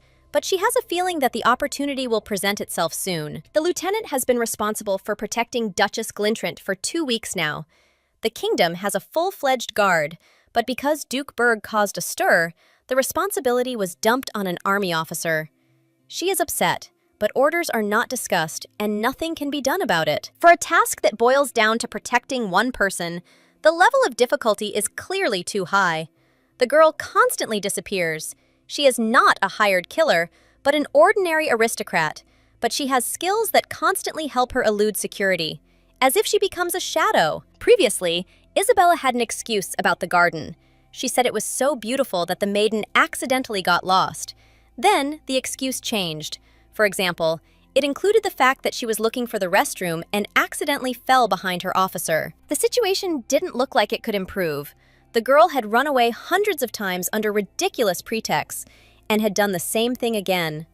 The lieutenant couldn't understand how she was able to slip away.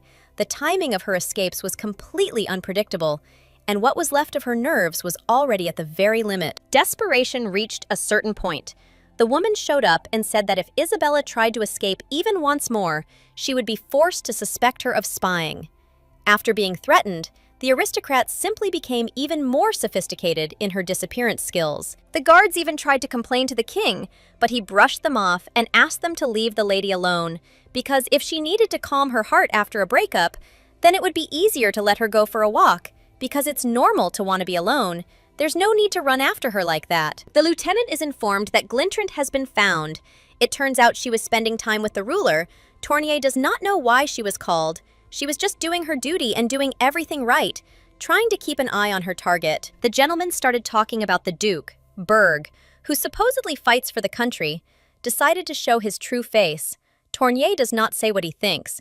The man gets up from his seat and notices that the girl is also part of Eleanor's meeting, which takes place quite often, with all the important aristocrats. Smiling ominously, not even trying to hide his intentions, Ivanus asks to look after the Archduchess. Tournier hates such requests. She feels uneasy, considering that yesterday she spoke with Sarah, who was incredibly happy after talking with the Duke. It turned out that he accompanied her and asked her to look after his wife. And he also promised that he would visit them with his mother. He just needs to find free time. Everything has become too problematic. Theodora understands that she will be torn between several options. The upcoming event is truly one of the most lavish. On the 28th anniversary of the establishment of diplomatic relations with Glintrant, Chloe Berg's official debut will take place. The summer ball is very romantic, with beauty everywhere that will take your breath away. Rumors begin to circulate long before the event even begins. saying that His Majesty sent the distinguished Madame Bring to Abvans. Yet some are disappointed that the ball was perfectly organized. Although this is thanks to Eleanor's assembly, the king is merciful, since he did not allow any disgrace. The hostess of the event arrived, and Her Highness was immediately surrounded to greet her and compliment her on her impeccable appearance. People are different, and the girl would like to do everything to please everyone. But this is not something that can happen so easily. Her strength is already running out. The maiden is about to eat, even though she is only a temporary duchess. But since that is the case, she needs to enjoy all the benefits. The woman has not taken a crumb since early morning, so she is very hungry. For a simple check of the treats, she got too carried away. There is no prohibition on food among the obligations. Everyone pretends not to listen, so it will be possible to take advantage of the ideal moment.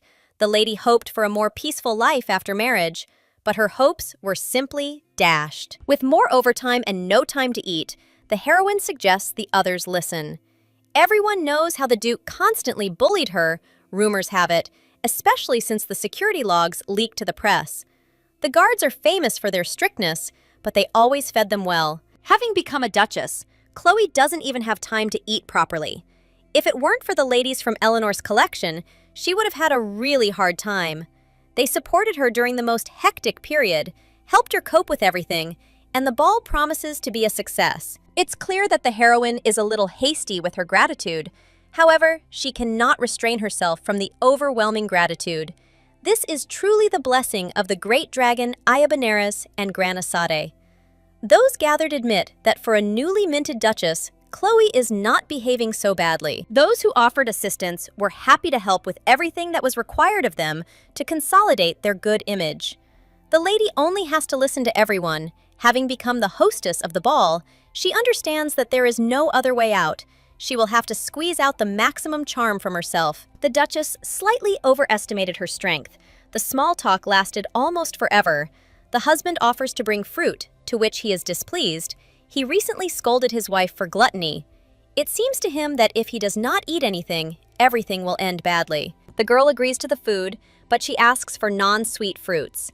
It seems she has already talked until the taste of syrup remains in her mouth.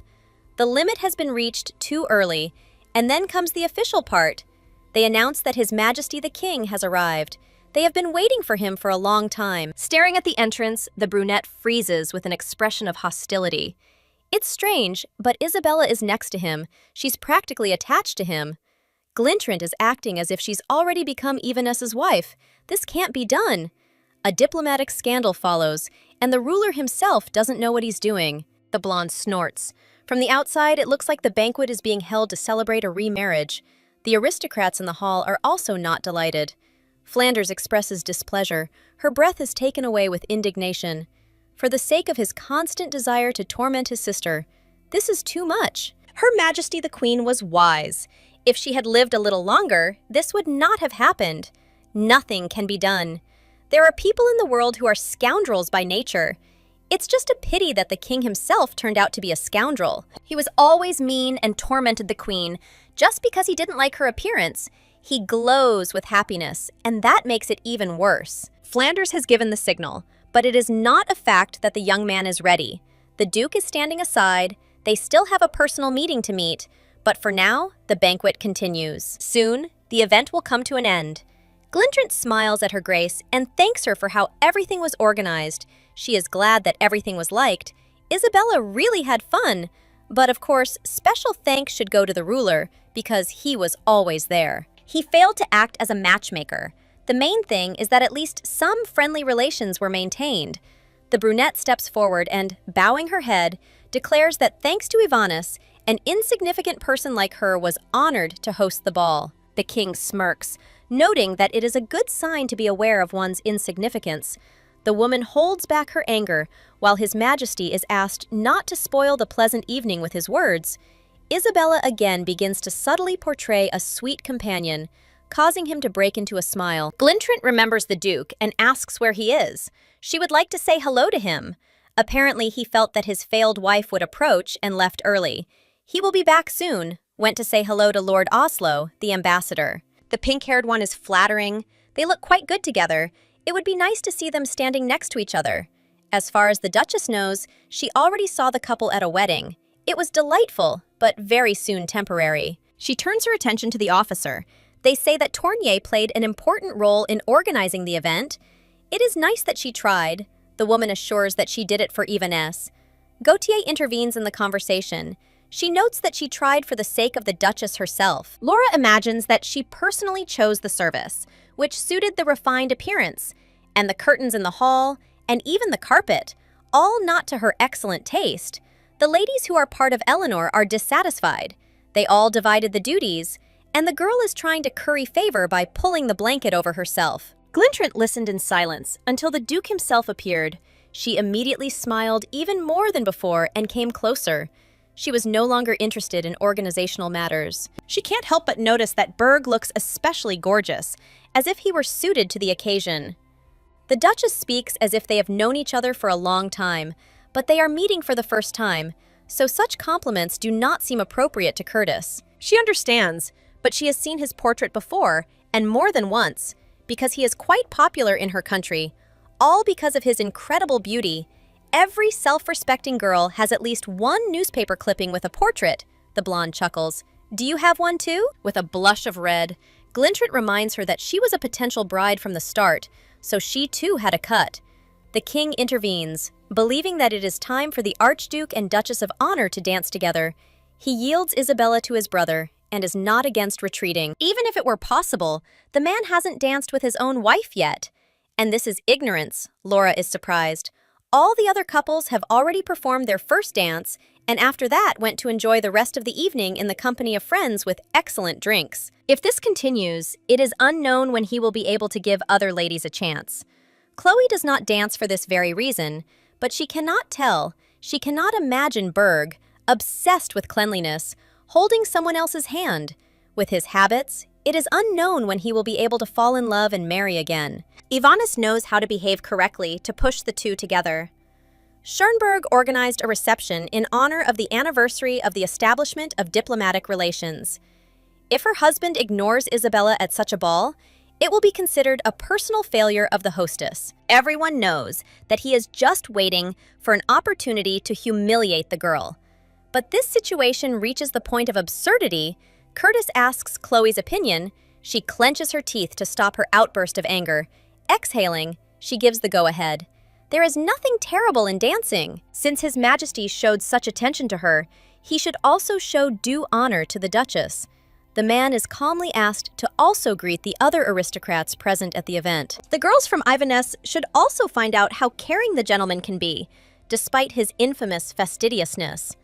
The heroine hints that while the general is away, she will try to find him a new candidate for a wife. His face twisted with anger, the blonde thought that his archduchess was just a nice lady. But she, it turns out, was also unusually sensitive.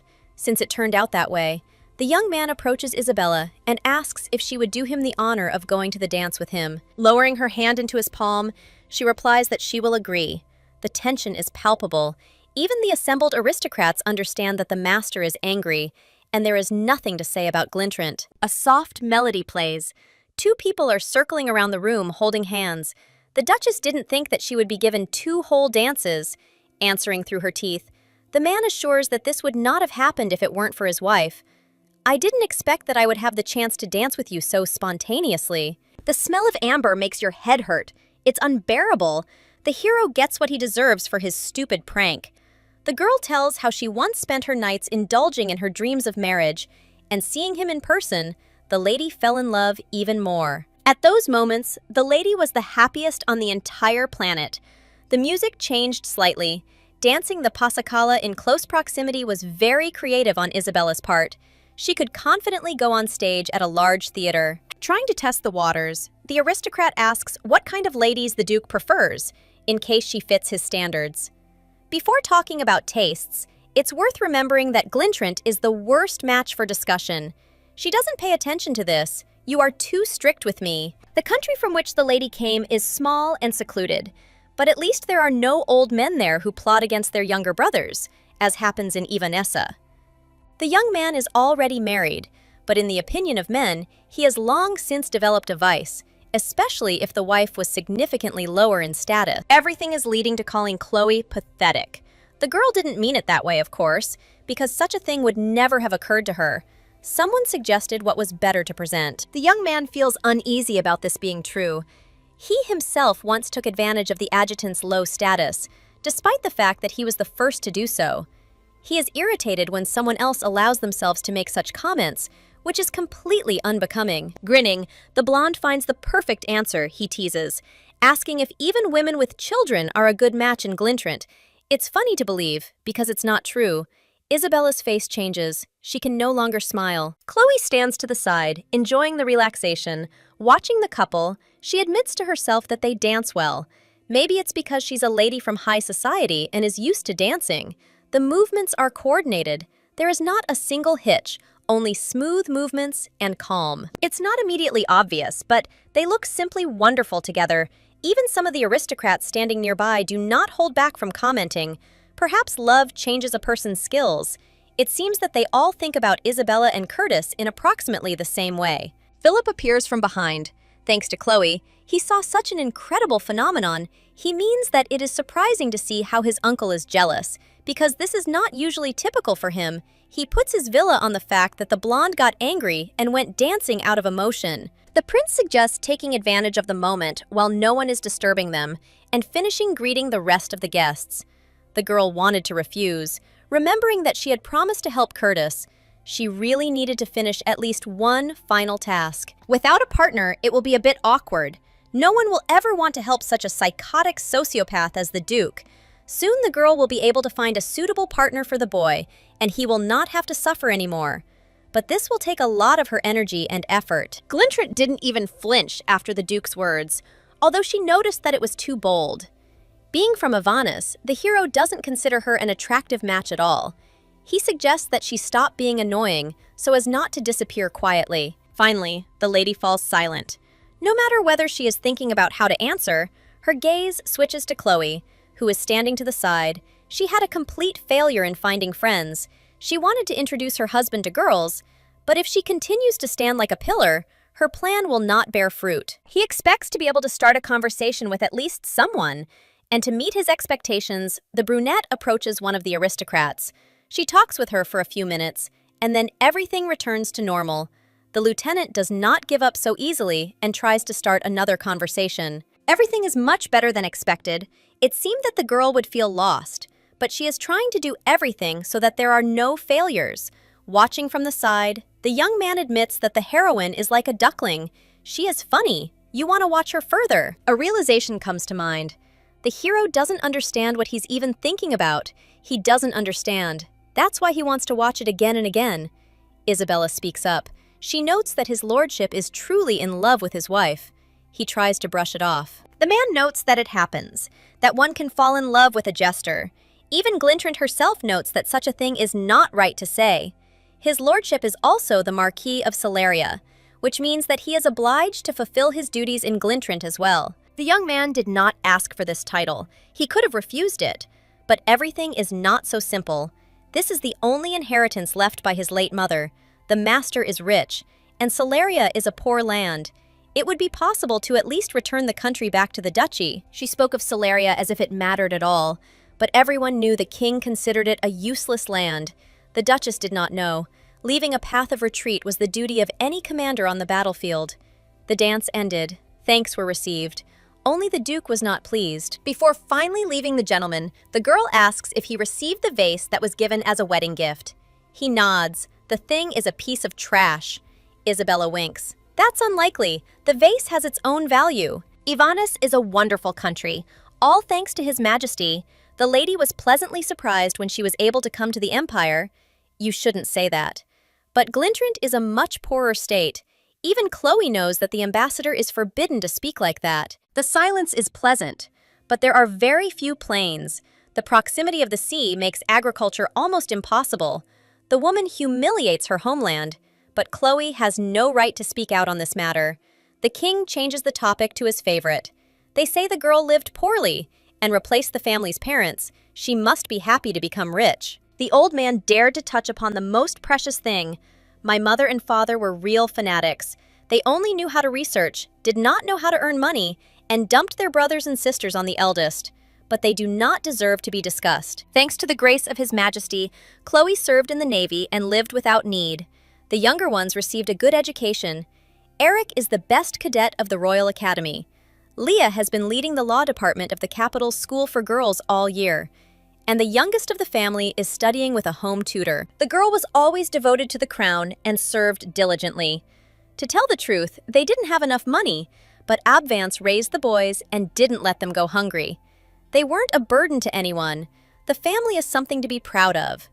The king caught up with them again, although you're certainly nowhere near the Duke's wealth. Schonberg comes to the defense, thanks to this. He was able to fit into Chloe's ideal life. Wealth is not the main thing, but alas, some are happy only in luxury. They cannot fill their lives with anything else, no matter how hard they try to do it. He considers himself a pitiful soul for entering this camp, and is therefore glad that he can adorn with jewels a woman who is beautiful even without necklaces. Ivanis is interested in the moment of the Duke's late greed. It seems that his condition has awakened unnecessary ambitions in his wife. The gentleman was informed that she had gravely insulted Glintrant. It was not a question of marriage, but of something else. For this, the girl needed to be asked. Before this, Isabella, as expected, sent wedding gifts to the couple. She sent 32 gifts, including a jade vase, a national treasure of her country. The woman explains that she received a gift, and the vase was used to decorate the dining table. It looks magnificent. The Marquis of Flanders is sent to bring that very vase. He rolls a tray into the middle of the hall. Amazingly, 2 identical vases appear before them. They found this thing in an antique shop on the street Papetin and Iziali.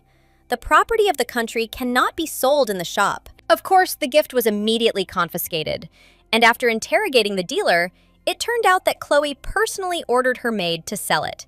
The girl grew up in poverty, but this is no reason to sell a state relic for profit.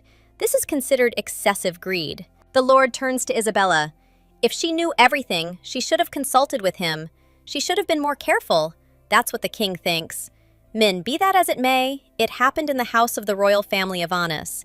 The investigation was carried out as quickly as possible, and the Marquise herself took part in it. Upon examination of the vase from the Duke's residence, it was found that it was made of glass, while the one confiscated from the fence was genuine, made of jade from the Tawai Mountains, and was presented to Her Majesty the King about 30 years ago. Usually, in such situations, the Royal Guard would conduct an investigation. But since the matter was related to Berg, his sister carried out the investigation personally, which is the reason why Flanders did not appear at Eleanor's meeting and did not prepare for the event. This doesn't concern Curtis. There is evidence that his wife personally sold the vase. He is against it. After the wedding, the girl spent all her time with him. The maid is mentioned again. The relic was not sold personally, but acted extremely secretively. Just recently, one of the residence's maids went missing, and when it was reported, the mistress didn't attach much importance to it. Isabella stood there, wiping away her tears, trying to understand why she didn't like the gift, but she couldn't come to a conclusion. The king suggests that sudden wealth has awakened greed in a girl from a family that had never known luxury. He speaks in a veiled manner, but it is not difficult to understand what exactly he means. The ruler asks not to go so far and tries to calm Glintrant down. A gift from an incredibly beautiful rival may have irritated Chloe. The Archduchess is called forward to give her own answer, a lump in her throat. They are trying to disgrace her, resorting to cruel, pathetic methods. It was mentioned earlier that one of the vases was a fake and had been taken from the estate. It was usually not allowed to take things without the owner's permission, but given the circumstances, the king politely asked the butler to accommodate. The man was told that the gift would be taken for analysis to preserve His Highness's reputation. He was taking revenge for the previous service inspection. They would question him. The vase was one of the most valuable gifts, so the Duchess always kept it close to her. It was impossible for him to tell from the very beginning whether the relic was genuine or a fake. There were always a lot of people in the Schonberg residence, and it was not a fact that the thing could have been taken out unnoticed. This would be problematic even for the most virtuoso servant. The conversation turns to comparison. If a gift was taken away in the morning and a fake was brought back in the evening, the man would not notice it. He complains that he does not have such a keen eye. Even if someone with such experience could not detect the substitution, The fake was of the highest quality. To secretly order such a skillful thing in such a short time would require a considerable fortune, apparently. Resources on the level of the Archduke's family were needed. Chloe is completely confused, and this amuses His Majesty. He presses until the very end. They don't want to condemn a noble lady for having pocket money, however. Everything has its limits, he shouts, while the Duke, by insisting on marriage with the lieutenant, insulted Glintrant. His new wife allowed herself to indulge in base greed. The words are clear, everything is logical from the gentleman's side. He assures that the maiden, being from an ignoble family, became an archduchess, cultivated wealth and sold the vase, insulting another country, and even made a counterfeit. Chloe is unsure of what she is going to do. No one understands her motive, until she asks the Marquise which of the relics is not real. As soon as she is told, the brunette immediately takes off the case.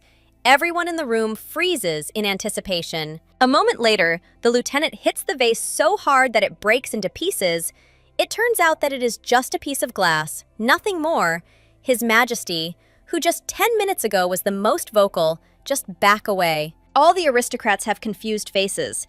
It's surprising what confused them so much. Maybe the reason was that Chloe, who suddenly became rich, tried to quietly line her pockets and ended up disgracing herself. Or there is another reason. Perhaps they are surprised by the fact that the lady went berserk and broke a glass vase right in front of the king, or by how low Ivanis has fallen. In an attempt to tarnish the reputation of his brother's wife, he screams even louder than before, has recovered from the shock, and does not know why the woman behaved this way. It doesn't matter what happens next. Tolerating treatment worse than that of a dog is also part of the contract, as the ruler of the empire said. The girl grew up in a family where she couldn't afford luxury, so she's unable to distinguish between high-quality things. It's hard for her to tell what's made of glass and what's worth millions. The king is furious. While he was trying to scold the Archduchess after catching her in a lie, the girl decided to cause a commotion. He does not yet know what awaits him next. You can expect anything from Chloe. The wife calls her husband, the Archduke, the very man who is a member of the royal family from birth, immediately identified the vase as a cheap one. He checked it even before the maid disappeared, before the butler confiscated the fake. It can be assumed that the relic was replaced from the very beginning, the man groans. The lady doubts the ministry, doubts the ruler of the country, that he himself started all this. It leads to a completely different outcome. Because she doubts Glintrant's honesty, the maiden clearly remembers how surprised she was by the gift from the one who was rejected, and then Curtis said that, perhaps for this reason, a cheap thing was sent. All this was a trick planned from the very beginning to put the lieutenant. To some extent, what happened was expected. The couple discussed that the king would do everything to humiliate a woman from the squad. She was ready for anything, but not for the family to be remembered in bad taste. The girl with her eyes asks, to allow her to protect her brothers and sisters. They should not suffer. Curtis gives his consent. Chloe, before she got married, had no connections with the aristocracy. She received the vase as a gift 3 weeks ago. She had no opportunity to pull off the trick. She doesn't even know Pepperton Street. Glintrant could not have had any reason to immediately disgrace himself and frame Ivanis. One can agree with the king on this, but he has a motive, because he hates Curtis. The man is looking for support from his sister. We have testimony, so it was not the servant who did this. Even if the vase is glass, such work is beyond the means of an ordinary maid. The ruler calls Laura to him. She said that she was preparing dishes for the banquet. Having corrected the distorted name, the girl comes closer. As a noblewoman with taste sufficient to prepare dishes for a royal banquet, she must know how much it would take to make a fake, Gautier ponders, her gaze darting helplessly around the room. The ruler is putting pressure on her. The question he asked could have serious diplomatic consequences. She needs to make the right decision. She is scared. She can't screw up, because then the family will have consequences worse than what she herself could experience. With sufficient financial support, anything is possible. Recently, glassblowers from Tevez have been working in many countries, and it doesn't take much time. The 38 glass bowls that their family ordered for their first child's first birthday were made within a week of the order. Gautier seems to be claiming that the girl is such a capable and worthy aristocrat that she was able to make a fake vase from resin in just a week, and that the reason she went to so much trouble is simply because she is the daughter of a poor family and does not like Glintrant, who sent the gift. It became clear why Curtis had such a bad character. If such stupid, insignificant, but extremely unpleasant intrigues were built at every step, anyone would become like him. The more she listens, the more amazed she is. Suddenly, Agatha comes forward. She declares that she saw everything. Monpeace wants to stop his daughter, but she is stopped. The king knows that she cannot stand Chloe. The girl heard them discussing the fence, the antique shop at the back of the Rue Papatin. The name of the shop is Jean Claire. The king assumes that the marquise befriended the lady only to confirm through her that the antics of the Archduchess are true, which cannot but deserve praise. Blue Eyes reveals something that no one expects from her. She saw Glintrant in that very store. The Duchess freezes in horror. She feels amazed. Agatha remembers that this happened the day after the wedding of the Schönberg couple. His Majesty the King can well guess what this means. The pink-haired one does not know how she managed to get caught. She thought that no one could notice her. If this continues, all suspicion will fall on her. The maiden wants to find Monpeace's weak spot. She, meanwhile, continues. She says this not as a lady, but as a staff sergeant of the Royal Guard. She saw Isabella talking to the owner of the store, Jean Claire. The girl remembers an important detail. She smiles. Noting that perhaps the lady was mistaken, she shakes her head. The pink-haired girl has such a beautiful appearance that it is impossible to forget her. Isabella had heard the name before, because in front of her was the heroine of that very incident. That story with the tearful marriage proposal that happened at one of the receptions. Agatha's face flushed. She was ashamed. It was possible to find out the name only because the beauty was among those with whom the marriage with Berg was discussed. Monpeace was 17 years old at the time. She disgraced herself, lied to her friends that she was engaged to the Duke, but she was exposed, and as a result, at a banquet, she tearfully proposed to become husband and wife. The sweet story, at one time, became a topic of conversation even in Glintrant. The blue-eyed one believes that she never lied, but that rumors distorted everything because the situation was resolved more simply. Right up until the end, Isabella continues to talk about what happened.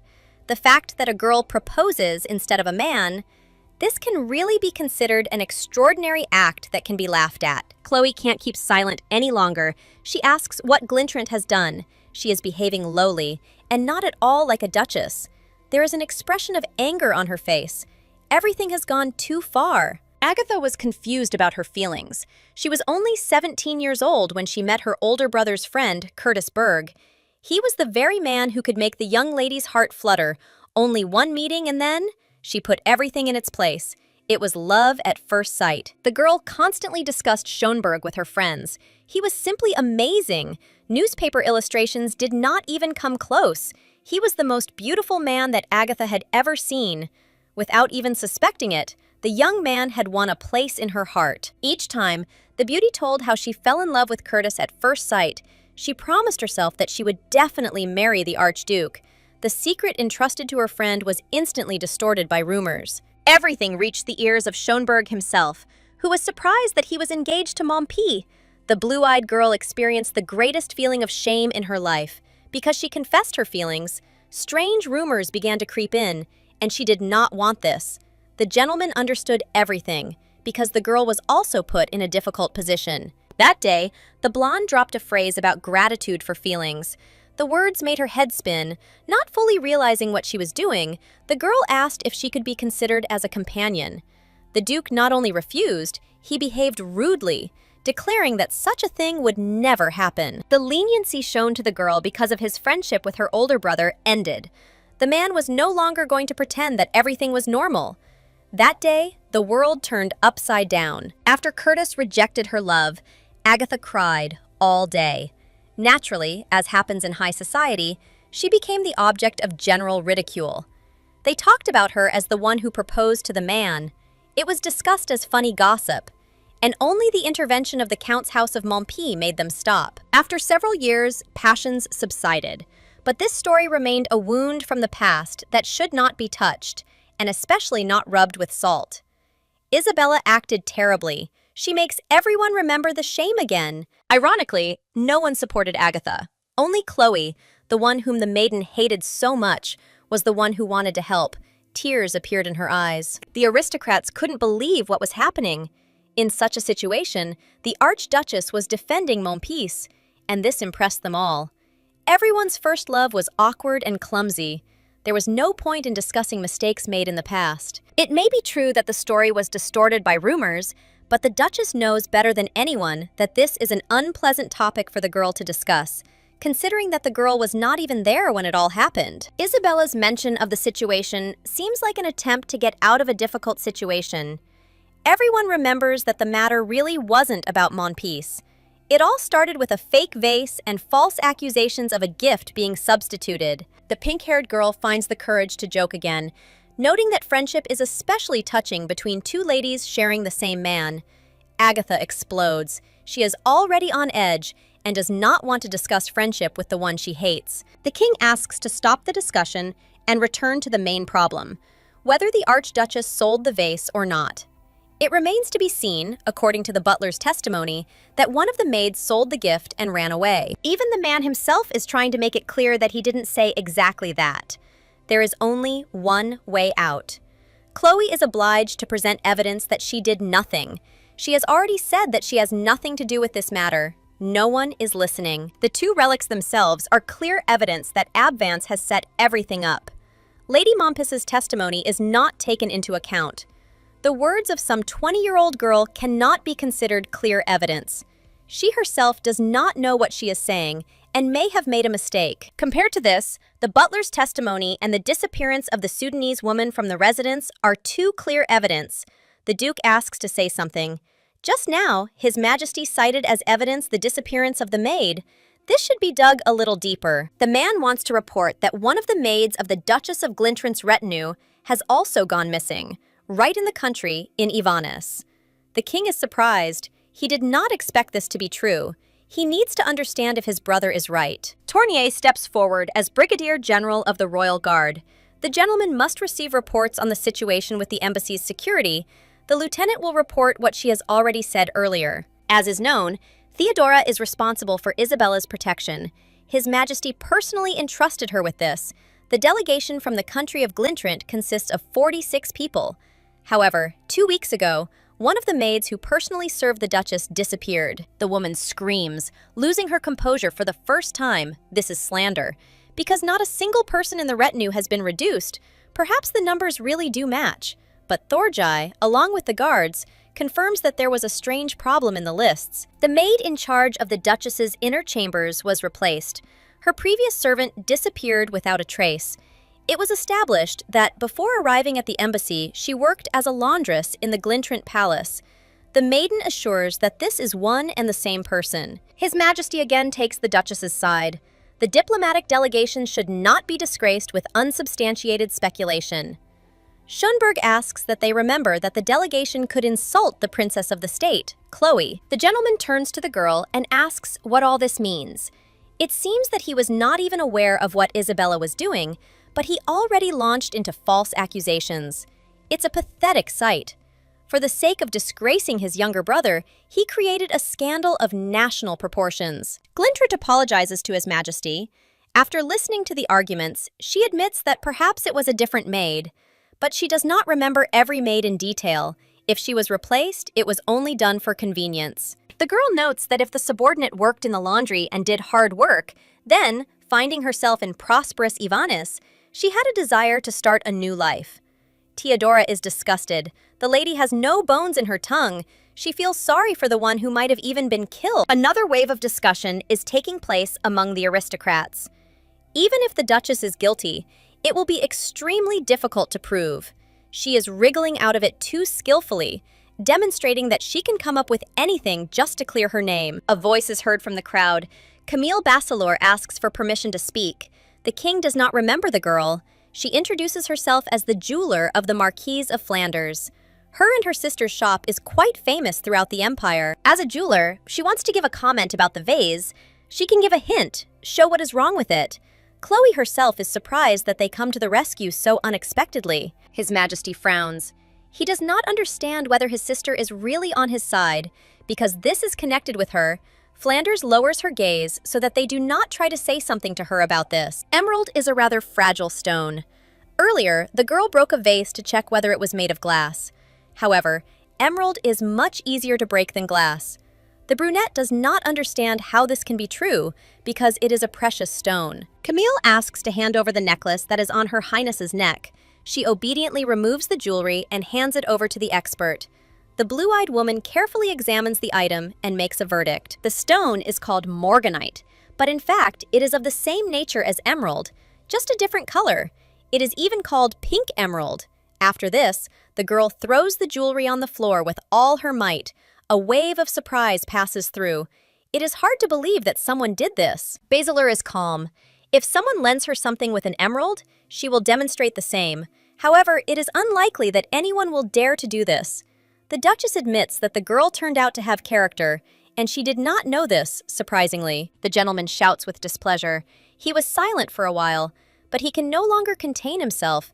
They decided to introduce the fashion of breaking things in front of the nose of a royal person, Camille explains. She dared to suggest that Her Highness had no idea about the value of the vase. Those who have never dealt with jewelry do not know their true value.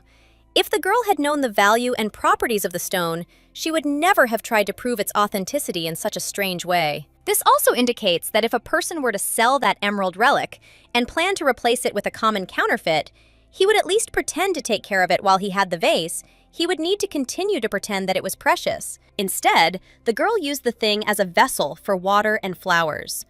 When Camille heard this from the butler, she almost fainted.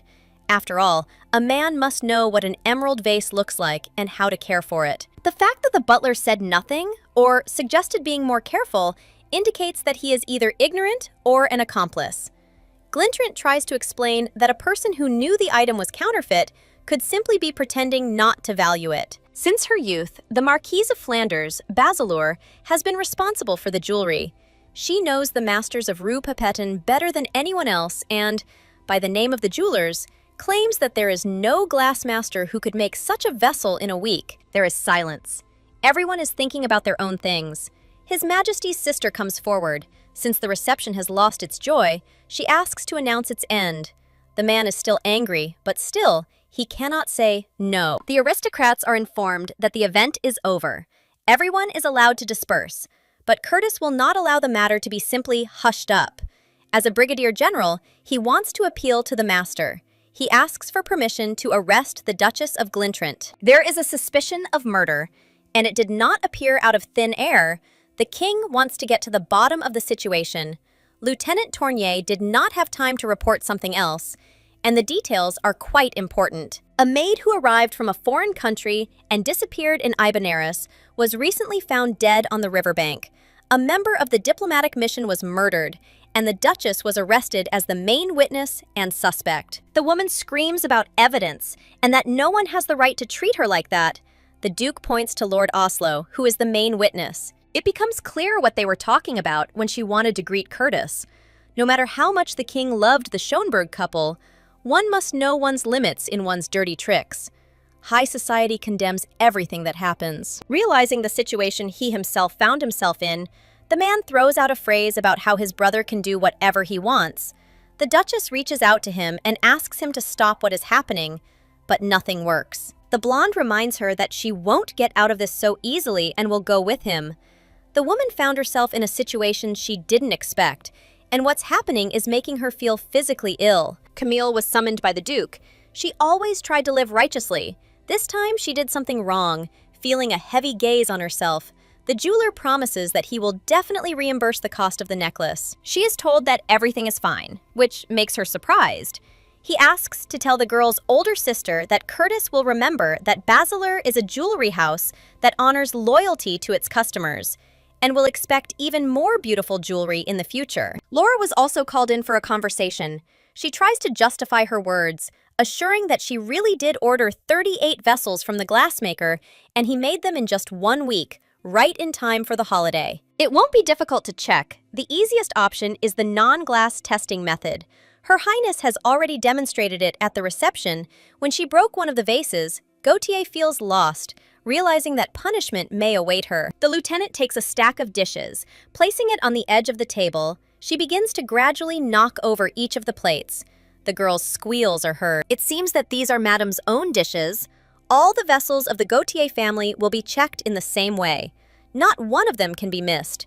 It seems that the beauty will be rewarded according to her merits. The punishment was carried out almost immediately, the Duchess thought. Her husband, sitting next to her, was interested in what she was thinking about. After all the events that had happened over time, she was simply convinced that it was better to live a healthy life. After everything that happened, she really thinks so.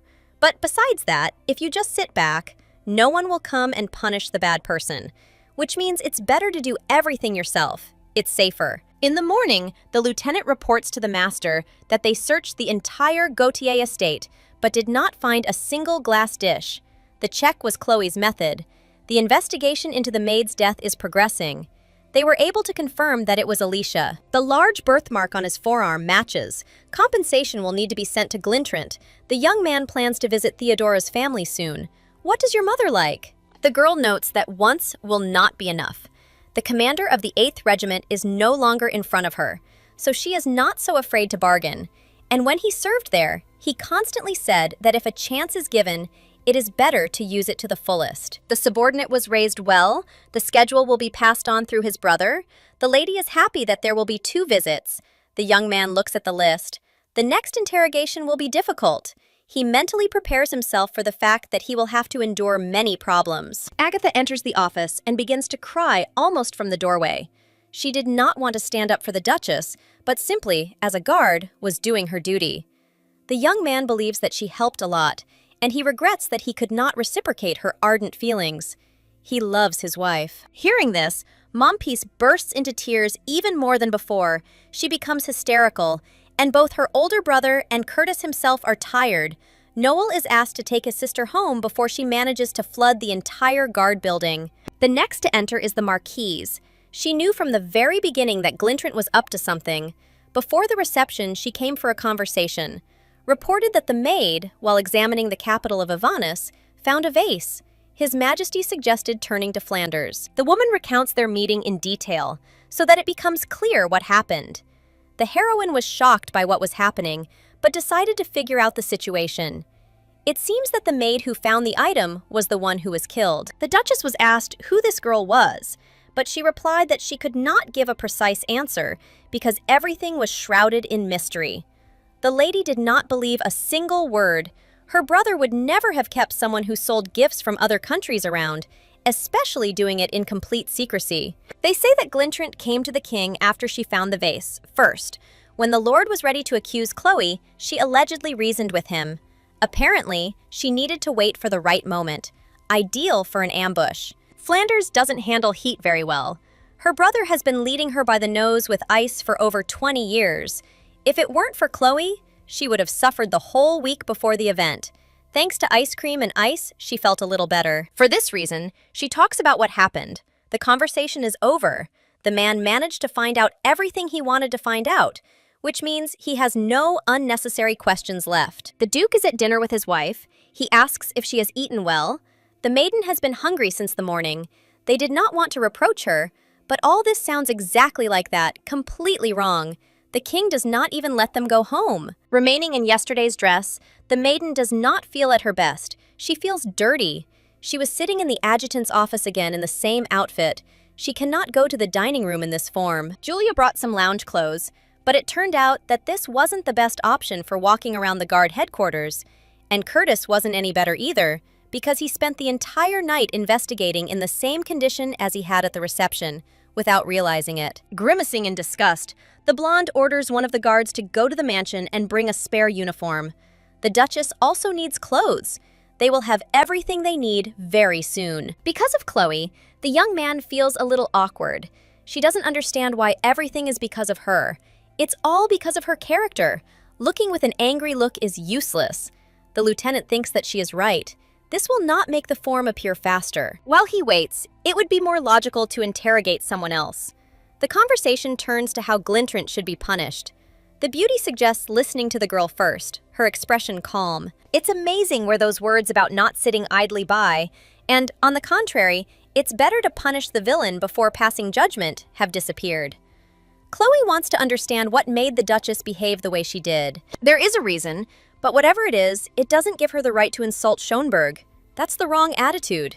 The brunette nods. She agrees with that. The adjutant grinned and noted that, from the words spoken, she almost believed that she was truly loved. After freezing for a few moments, the gentleman found an answer. The girl had not gotten enough sleep to allow herself to do something like this. The name Berg carries a lot of weight, but if someone hears it, they will look like a couple who are putting their relationship on display. If possible, you shouldn't say such things when someone is nearby. She gives consent. Let's talk about pressing issues. The Duchess doesn't even have to be in the place where they were all left. All the evidence points to Glintrant being the culprit. The girl herself continues to keep her mouth shut. She hasn't let slip what's wrong, even though everything is obvious. Taking the report in her hands, the lady decides to study it a little, just to be aware of what happened.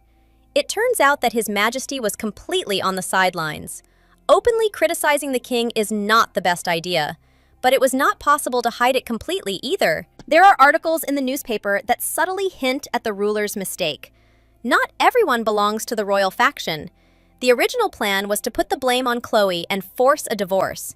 But since everything turned out badly, the brother wants to deal with his former ally as soon as possible. 2 deputy foreign ministers have applied for indefinite leave, most likely secretly sent as ambassadors to Glintrant.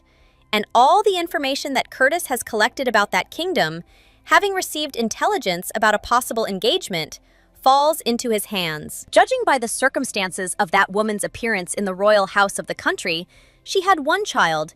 This was hidden very carefully. Initially, the royal family wanted to get Schönberg.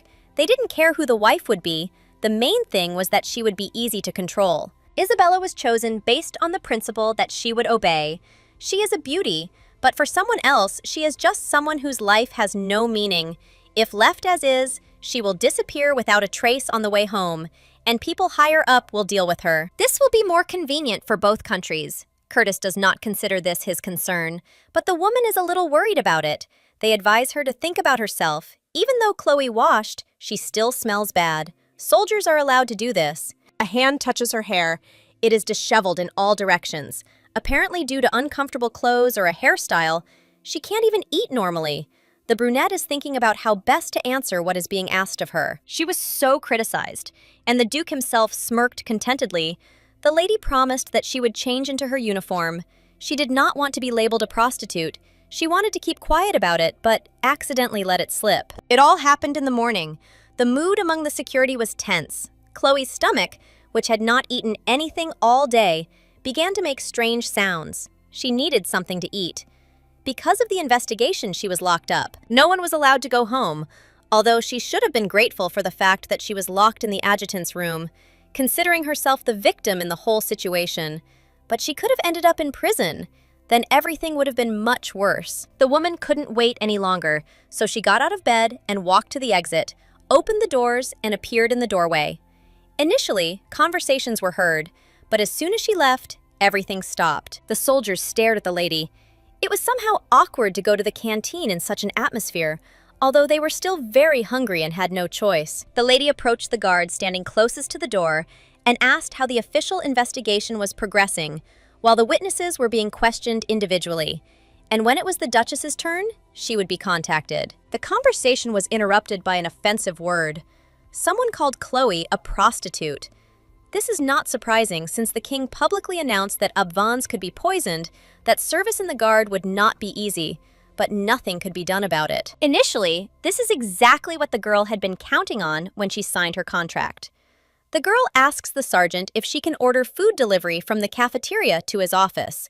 Before the wedding, she always ordered delivery during night shifts. The conversation was interrupted by a young man who chuckled when he noticed that an important member of the royal family had come to visit them. He accused her of walking around the office in her pajamas and waiting until she received food in bed. The girl was offered to go back, but she listens and only asks to mark the request received because it is also quite important for her to get food, otherwise her stomach will completely fail. A familiar voice, Captain Henri is offered a test of strength. He has long wanted to check what his face is good for. Ezra is not going to stand aside when his girlfriend is insulted. He hits the enemy before he even has time to come to his senses. The other guards begin to shout, and soon they too begin to fight, simultaneously blaming each other for various reasons. The lady understands that this cannot continue. Without giving the sergeant time to come to his senses, the Duchess takes his pistol and shoots at the wall right next to Henri's head. The lieutenant is asked if she is crazy because she could have hit him right away. The woman is calm, she knows her rights, and came not as one of the guards, but as Schonberg. Besides, she still has bullets left. The pistol touches her forehead again, not allowing her to object. Ezra hits the boy again because he calls the lieutenant crazy. The situation escalates again. The second wave of the fight is not long in coming. There is such a noise in the corridor that the senior officer has to come and sort it out. After some time, they finally manage to separate those who had been fighting with each other all this time. Dubois is asked how he could have been the first to get into a fight. He wouldn't want to sit and wait until he got hit right in the face. The Duchess wants to figure it out on her own and asks a question, smiling slightly. Ezra answers in his own manner and then laughs. Obviously, he impressed Her Highness. Maybe he ate something wrong. The cafeteria should be checked to see what exactly was wrong. Chloe didn't comment on it. She just wanted peace of mind. She had to deal with too much. She had endured it all. Curtis turned out to be the only one who was not aware of what was happening. Admiral Victor said that the gentleman was busy, and therefore he would sort everything out himself. And he also asked not to report, because he understood where this could lead. The results of the decision should be ready within a day. The blonde asks that if they are not made by 6 o'clock, he will personally take care of finding the culprits and delivering the correct sentence. The girl offers to listen to what Glintrant can tell. She will not tell the whole story, but at least part of it. You need to understand her motives. If the Duke married her, he would get Glintrant, but it is not clear what she would get. A man who thinks so highly of himself that he considers himself the best gift. Since it was Chloe who became his wife, she can truthfully say that this looks more like a disaster than a benefit. She rocks in her chair and it almost falls because the young man makes a sharp movement to the side. At the last moment, the Duke manages to grab her. Just a little more, and the girl could have hit her head. A slight fright was felt, which was present even in the Duke. It seems that for a man, the most important thing is character, not appearance, because without a good character, there is nothing to talk about. The hero wants to clarify why such a conclusion was suddenly reached. Despite her outstanding beauty, it's strange to hear that a woman who has become a wife considers her husband a real nightmare. Chloe is helped back to her seat. They haven't finished talking about more important things. It is possible that marriage with the Duke would not have brought Glintrant any benefit. For a person who already has a child, remarriage is not the best option. There are too many disadvantages and pitfalls, many problems that could harm the child. It's like playing roulette, because you never know in advance what kind of person your partner will be. There are people who will raise their hand against their wife, and if there is a baby, the worries and troubles will only increase. The Duke has some obligations, and yet it must be taken into account that she is a woman and holds the position of a duchess. It is worth believing that Chloe is decent and is able to understand the situation of those who are unable to express their problems to society. It's time to go to a personal conversation. From the very beginning, the lady says that she will communicate only in the presence of the king. Without him, she will not talk. He is not such a free man to engage in such matters. The certainty that the girl has not yet committed any crimes remains engraved in her head. A lady under suspicion of murder is usually the criminal who is told that evidence is needed. Besides another problem, the girl is accused of insulting the royal family of Avanis, which is not such a serious charge compared to murder, but it is almost proven after what happened at the event. It is worth remembering that the Duchess and Duke also belong to the family. Insulting anyone related by blood to the ruler is punishable by death. Even circumstantial evidence will be enough to execute the lady. Lowering her head, she sighs and smiles. Obviously, His Majesty has seized on a wonderful opportunity. He will not immediately object to punishment, even if it is based only on circumstantial evidence. When some time has passed, under the pretext that the situation with Glintrant has become difficult, he may place the responsibility on his lordship and send him to a foreign country. He has his own plan. The wife intervenes. This is already crossing the line. They are talking about things that are unlikely to happen. The girl is trying to trample the ruler into the dirt, smiling. The lady notes that he does not even deserve a gutter. He crawled into her bedroom twice. Under the pretext of comforting the lady, he constantly arranged drinking parties. But there is something worse. It is difficult to count how many times he attacked her while drunk. She endured all this time because this is not important for a woman with a child. The pink-haired girl laughs. She notes that it looks like the Archduchess is still unmarried. She was just called by her title. The talk turns to that blood on the bed linen. The prank was extremely unsurprising. Many were fooled, but the Duchess could not be fooled. The gentleman still cannot understand what exactly she is getting at. She had never been so open before. It was known from the first day that the couple married for love. They themselves confirmed this, and a man who loves his woman will not advertise the details of his intimate relationship so that other people can visualize everything. Even if they deceived everyone and married for convenience, it doesn't change anything. There are many aristocrats who enter into contract marriages, and there are also a huge number of those who sleep in the same bed but don't feel love. The girl is not given the opportunity to object. If they shared the same bed, there would be no need to deliberately shake the blankets, since the situation developed this way. It would be enough to satisfy each other's mutual desire and sit in the room together for a couple of days. With their actions, the lovers scream that they are not sleeping with each other. The lady does not understand why Chloe does this. After all, she was howling for a man with wealth, position, and excellent appearance. Berg has a smug expression on his face. The words flattered him. When the Duchess got married, she thought that she was incredibly lucky, because at least her husband was not some old man. Only after some time, she began to understand that this thought was quite stupid. His lordship decides to meet her halfway. If Glintrant admits his guilt, he will help provide protection from his older brother. At least in this way, it will be possible to provide the girl with a better life. She will not accept something that she is not completely sure of. Thanks to the fact that the woman called him trash, she managed to tell a piece of the truth. However, the Virgo does not intend to continue ranting. There aren't many options. Either be killed based on circumstantial evidence, or admit your guilt and become a criminal. Even if you manage to escape punishment, in Glintrant, only death awaits you. The Archduchess didn't even think about it right away. There was no possibility of negotiations. The conversation was about Celeria. The Lord didn't need the land at all, and the King didn't need the state either. He was only interested in wealth and the country that would become rich thanks to it. Nobody needs a small country. The young man doesn't even need the status of a marquis. If the girl wants it that way, he can refuse it too, and handing it over to her would be as easy as pie. Presumably, even that won't help. Celeria herself is not what the beauty really wants. The gentleman insists on being honest with him, in which case he will be able to provide the assistance that is due. If His Grace were the Duke of Therasmenia or Tacarecta, they would certainly cooperate with him, but he is a member of the Ivaness family. The answer is ambiguous. The lady reports that the king is already beginning to suspect that the two did not share a bed.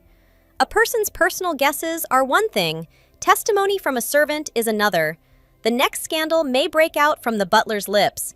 The two study the information in more detail. The Duke feels slightly irritated and asks if the lieutenant always reads information like this, lying upside down. She is not in an interrogation room and does not see a problem in lying down for a while. The young man is not in a better position either. He is sitting on the floor next to the bed because he decided it would be cleaner there. The beauty does not sit on the chair because it is hard and does not allow her to sit in one position for a long time.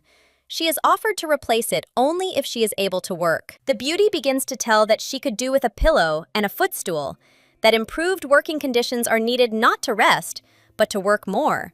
The girl is becoming more and more like a master, and this amazes her. The conditions are slave-like, but for 10 million coins a year, the position is advantageous.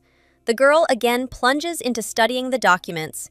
Isabella bears the surname Blackwood. She has a son who is being held hostage. She comes from a ruined, noble family. Her first marriage was to an old man from a wealthy family. However, her husband died 6 months after the wedding, and she moved to another city without even receiving an inheritance. Changing men like gloves, the girl earned money by working as a kept woman. One of the aristocrats she met there was the son of King Glintrant's nanny. The nanny didn't like the girl and slapped her, who responded and was brought to trial. The heroine met a manager named Blackwood during the trial, married him, and even gave birth to a child. The enraged nanny appealed personally to the king, and he learned about Belle thanks to a complaint. Upon seeing her face, he not only dealt with her, but also adopted her, making her a princess. Apparently, the man considered her too beautiful to simply get rid of, so he used her beauty to broker marriage deals. He thought that the one who had her son as a hostage would do everything that was asked, and the truth could only be obtained from the lips of the Duchess. The pirate Bartholomew seems to be the answer. The two cities that the lady mentioned both have a port, and they also border the Soroba Sea, where the Pirate King operates, which makes it possible to immediately begin a punitive operation. Compared to this, the help that the Duke offered was not so attractive. The maiden could not even achieve the desired result to please King Glintrant, so she was not that good. While reading the information, Chloe brushes her hair back with her hand, which accidentally ends up right on the young man's face. She bends down to remove it all, leaving just one last hair that the girl doesn't have time to remove. Obviously, the man is uncomfortable being touched. His face changes expression when he is angry, usually becomes serious, and when he gets even angrier, he laughs. Usually he blushes only when he is worried. The girl cannot give a logical account of her behavior. She recalls the words about how they fell in love while working together late at night. She was always sure that there was no chance for love or simple sympathy. Seeing the Duke in this light, the lady feels as if everything has changed. She almost admitted the thought that he likes her, which, in fact, still remains more than an absurd assumption, considering what he is like. Chloe forces herself to pull herself together and reminds herself that the young man doesn't like her and never will. Anything can happen, and their intimacy is nothing special. She always thought that only someone who is already desperate and can't find anyone better would decide to date Curtis. Sometimes feelings can manifest themselves. You can't take it as something serious, otherwise, you will end up in a huge abyss. The girl brought a wet towel. It seems he is thinking about the same thing as she is, so he will need a little reboot. Lieutenant Noel is not here, so the adjutant will have to take care of Schönberg after he wipes his face. Simply throws the towel on the floor. His lordship asks why the girl is picking up the thing. If a man doesn't clean up after himself, then there's no one else to do it. Hearing this, he snatches it from his hands and leaves, although he still throws it on the floor, only in a different place. An aristocrat doesn't know the value of things at all. Schönberg is once again convinced that the room is a bit cramped, and by playing on his pity, the beauty shows with her whole body that she was always very uncomfortable working late in such conditions, although she was not the only one who worked overtime. His lordship has a separate bedroom and a private bathroom, and the bed is comfortable. It must be very pleasant on it. While someone else sleeps curled up on a mouse bed, the girl is offered to sleep on the bed in the office. The Duchess completely changes her mind. She complained that it was uncomfortable to sleep, but she wants to be alone, and his lordship is more comfortable being alone. Rather than sharing his place with someone, he is not going to let his wife in. He does not even allow her to let her hair down in the bedroom, and the other level simply cannot withstand it. Virgo does not intend to criticize the philosophy of hygiene and cleanliness. She has different rules, and this is normal, but she wants to show that they do not get along together. Untying the tail, Chloe scares with her hair. Even if Isabella hadn't let it slip about the stain, rumors would have soon spread that the young man definitely had problems with his head. To have such a reaction to a simple gesture, it was better to only say something insincere so diligently when they were in front of strangers. First, you need to deal with one problem, and then think about a relationship. Curtis said that he wants to have an affair, but at this rate, it will be difficult for him to find someone for himself. Time is running out. The heroine was sure that the young man would forget about everything. If Glintrant hadn't interfered at the banquet, it would have been possible to select at least one or two candidates. The blonde man asked again, as if he didn't understand what they were talking about. It's unlikely that a lady would choose those at a banquet who would be suitable for security or something like that, he snorts, considering it incomprehensible. No one discussed the fact that a lady would be allowed to choose a new partner. All this hints at the fact that the man wants to choose for himself. It is his right, but it will be difficult. With all the problems that the Duke has in his head, it is difficult for him to get close to someone, but it is worth trying. The girl is not joking when she says that she wants his lordship to start a new relationship as soon as possible. This is the only way to get out of a situation that is not entirely comfortable. The contract is still ongoing. The Duchess has the right to share Schönberg's bed, which has gotten her into the king's disfavor, but ultimately, when night falls, she still has to sleep on a prison cot. She expected this, so she endures. but she won't tolerate it forever. Constant humiliation will not be to anyone's liking. On top of all this, something happened that was bound to happen under no pretext. There is no guarantee that the accident will not happen again. There is a distance. While it is still safe, the heroine wants Curtis to quickly find someone who will suit him. After all, they are not destined to be together anyway. The lady does not plan to blame the young man. She was not hired for this. Sitting down on the bed, she invites him to sit next to her and continue the conversation. When he doesn't receive consent, Schoenberg cleans the bed and offers again. It's amazing how he managed to fight with such a character. After becoming a brigadier general, he no longer goes to the battlefield. Regiment number 8 was always at the front line. They told how the detachment fought, wallowing in mud and dust, and on the Gulden front, for 3 days in a row, they sat side by side with soldiers in the trenches, most likely.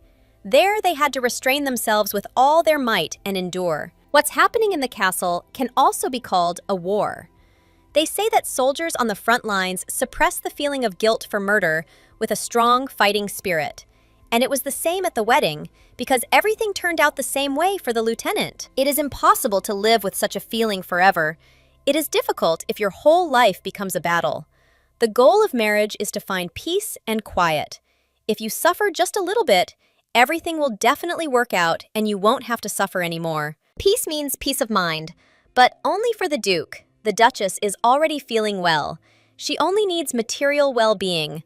The day when the lady completes her mission and returns to Abvance will be the day when everything will finally get better. It seems that it would be better if His Majesty dies. We must continue to be patient. The blonde remains silent before asking the most important question. Does the lady mean that he needs to sleep with her? Chloe doesn't know how to react to this. She didn't expect it to be a reality. The Duke also suggests clarifying something. When he said to sleep in his bed, they are not obliged to sleep together. This is not written anywhere. Apparently, the girl was so jealous of someone else's bed that she was offered to change rooms. One feels ashamed. No one warned the lady. However, looking at how happy she is, it becomes a little offensive. The young man reaches his hand to his cheek. He finds the advice very appropriate. One cannot pay attention to some hair for the sake of spiritual well-being or more for the sake of Chloe's material well-being. The Duke will act according to the plan. It will be difficult for him to do what is required, but the best solution would be to get used to the hair so that in the future he does not shy away from others. To get used to it, he needs to get closer. Curtis jokes that they can do this earlier and not waste time on it. The girl tries to cling to the crumbs of reality and reminds him of the agreement, which stated that Chloe would not invade her personal space. Only halfway through the sentence does she realize that the opposite situation was not specified. One could say that the young man follows the advice and recommendation of the young lady. He doesn't care about anything. He is forced to move on to another plan. Getting up, the lady suggests going to his lordship's office. On the way there, the girl constantly looks at the different flowers in the corridors. She has developed a love for them. The office is spacious and clean, and thanks to the man's decision, the girl will be honored to sleep in a normal room. As she's about to sit down on the bed, Chloe knocks over a vase of flowers she picked up in one of the corridors. She's counting on the general's mysophobia.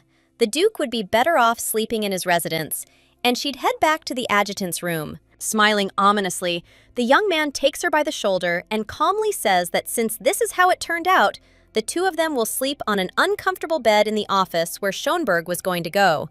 Neither of them will be able to sleep on a wet bed. The Duke said that he loved cleanliness, but the girl was counting on something a little different. She needed to be much more careful. The young man enjoyed lightly mocking others, and feeling cornered, the Duchess didn't know whether to use her second wish. It seems that the lieutenant is crying, she assures him in return, but her eyes are red. The hero, surprisingly, asks for forgiveness for his behavior.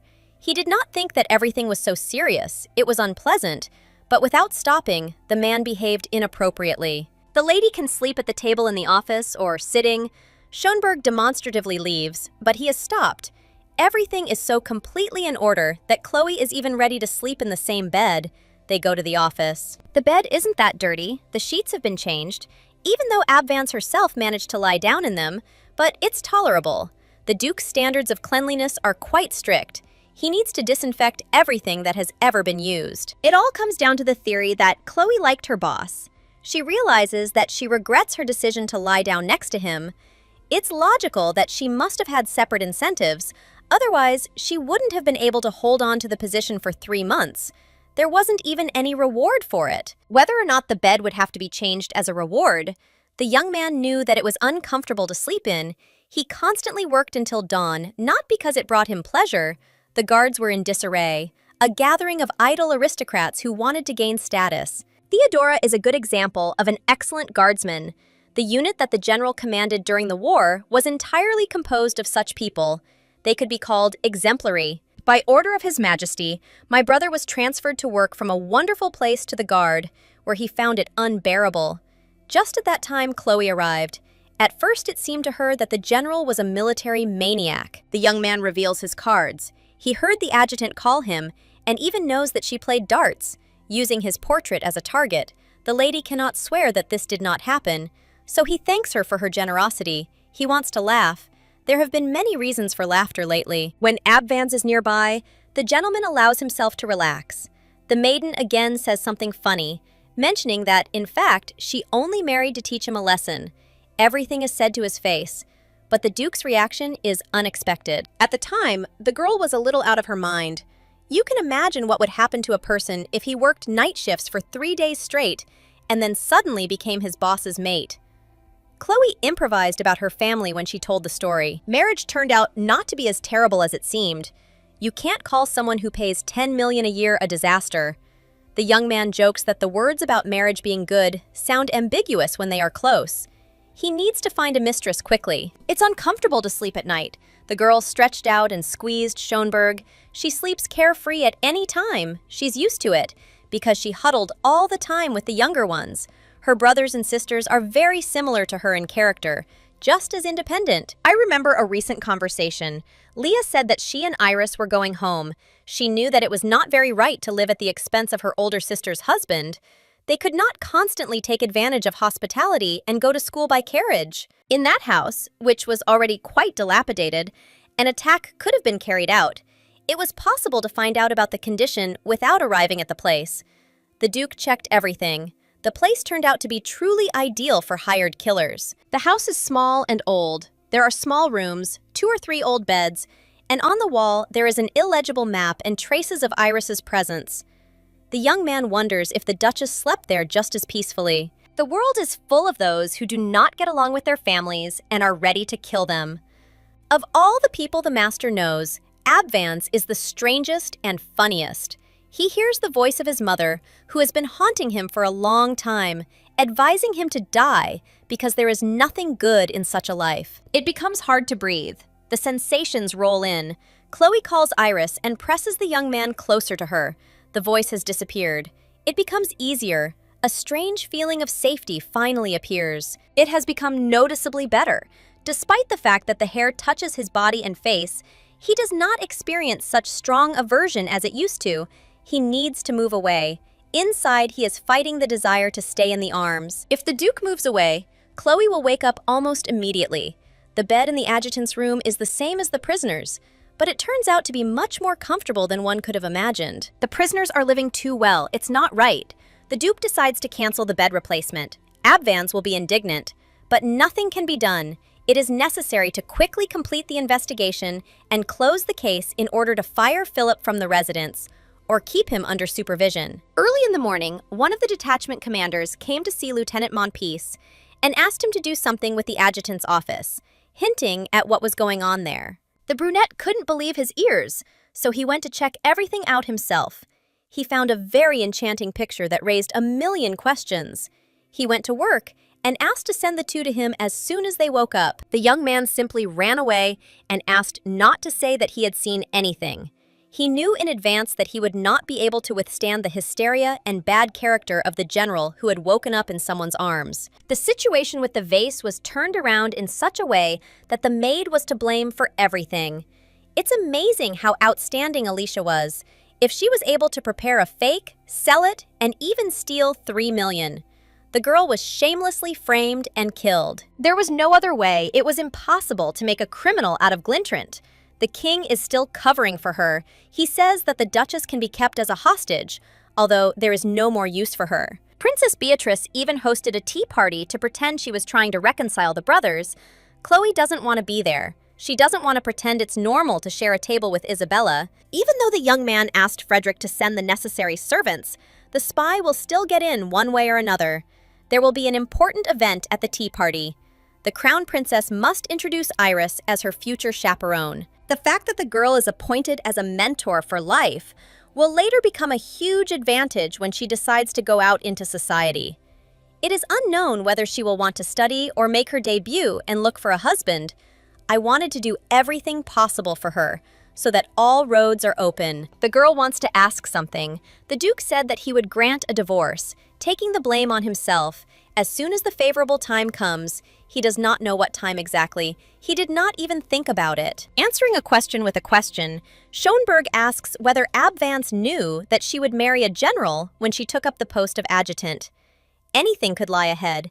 Every turn leads to something new. In the future, a lady should not be involved in choosing a mistress. Her taste is not trusted. A man is even worse in this matter. This can be understood by looking at the one he made his wife. The words came out contradictory. Chloe insulted herself. The girl falls silent. She went too far and should have already gotten what she deserved, but nothing happened. It becomes awkward. The heroine herself does not know, since when the confusion between them began. She does not suspect that it all began that morning when they woke up in an embrace, being on the bed in the adjutant's office. After what happened, the two feel awkward with each other.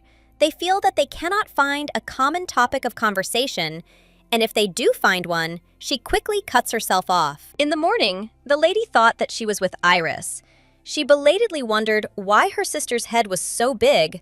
Opening her eyes, she saw Curtis's face. Screaming, the heroine pushed him out of bed. Schonberg defends himself by saying that he did nothing. He was just sleeping peacefully, and then he was hugged. The Duchess probably thought that her sister had come to her at night, asking for forgiveness for her behavior. Curtis didn't say anything then. It hit him in the face in the morning. He woke up quickly, so he could go and complete the investigation. The girl also needed to get ready. The moment passed in an instant, but even hours later, there is still a certain tension in the air. The young man looks handsome, and it is necessary to remind him that the lady does not want to pay attention to him. A promise is difficult to keep. Before the wedding, it was much easier, although the girl got angry every time she saw the general's face, and then took out her anger with darts, which she threw at his portrait. Images of the past flash before my eyes. The way the man stood on one knee, the way he helped me tie my dress, the shock of the kiss at the wedding. All of this just won't leave my head. It wouldn't hurt to erase the memory with a spell. Virgo helps herself calm down with the words that her boss said earlier. He said that he was going to find a mistress as soon as possible. The adjutant is working. They are too different, so there is no need to take everything too emotionally. There's no point in further developing the relationship. Neither of them benefits from trying their luck. Due to the difference in status, each will represent a weakness for the other. Curtis also pays attention, but this is not a reason for an affair. The girl answers the question about what she's been thinking about again. The idea of changing the contract appears in her head. She needs to remember what Chloe signed when she became an adjutant. Because of this, she won't even be able to quit. According to the rules, once a contract is signed, it cannot be changed. The man shows himself to be that same evil boss. The only difference is that he pays in abundance, which is something to be proud of. At the entrance, they ask for invitations. A standing guard greets the Schonberg couple and lets them go ahead. Tea will be served soon. Once again, wild thoughts creep into her head, and the girl becomes so immersed in them that she doesn't notice how someone offers her a hand and helps her get out of the carriage. The Duke understands what Chloe wants to do, but he will only agree to make changes to the contract if he also makes some adjustments. Advance needs to think things through carefully.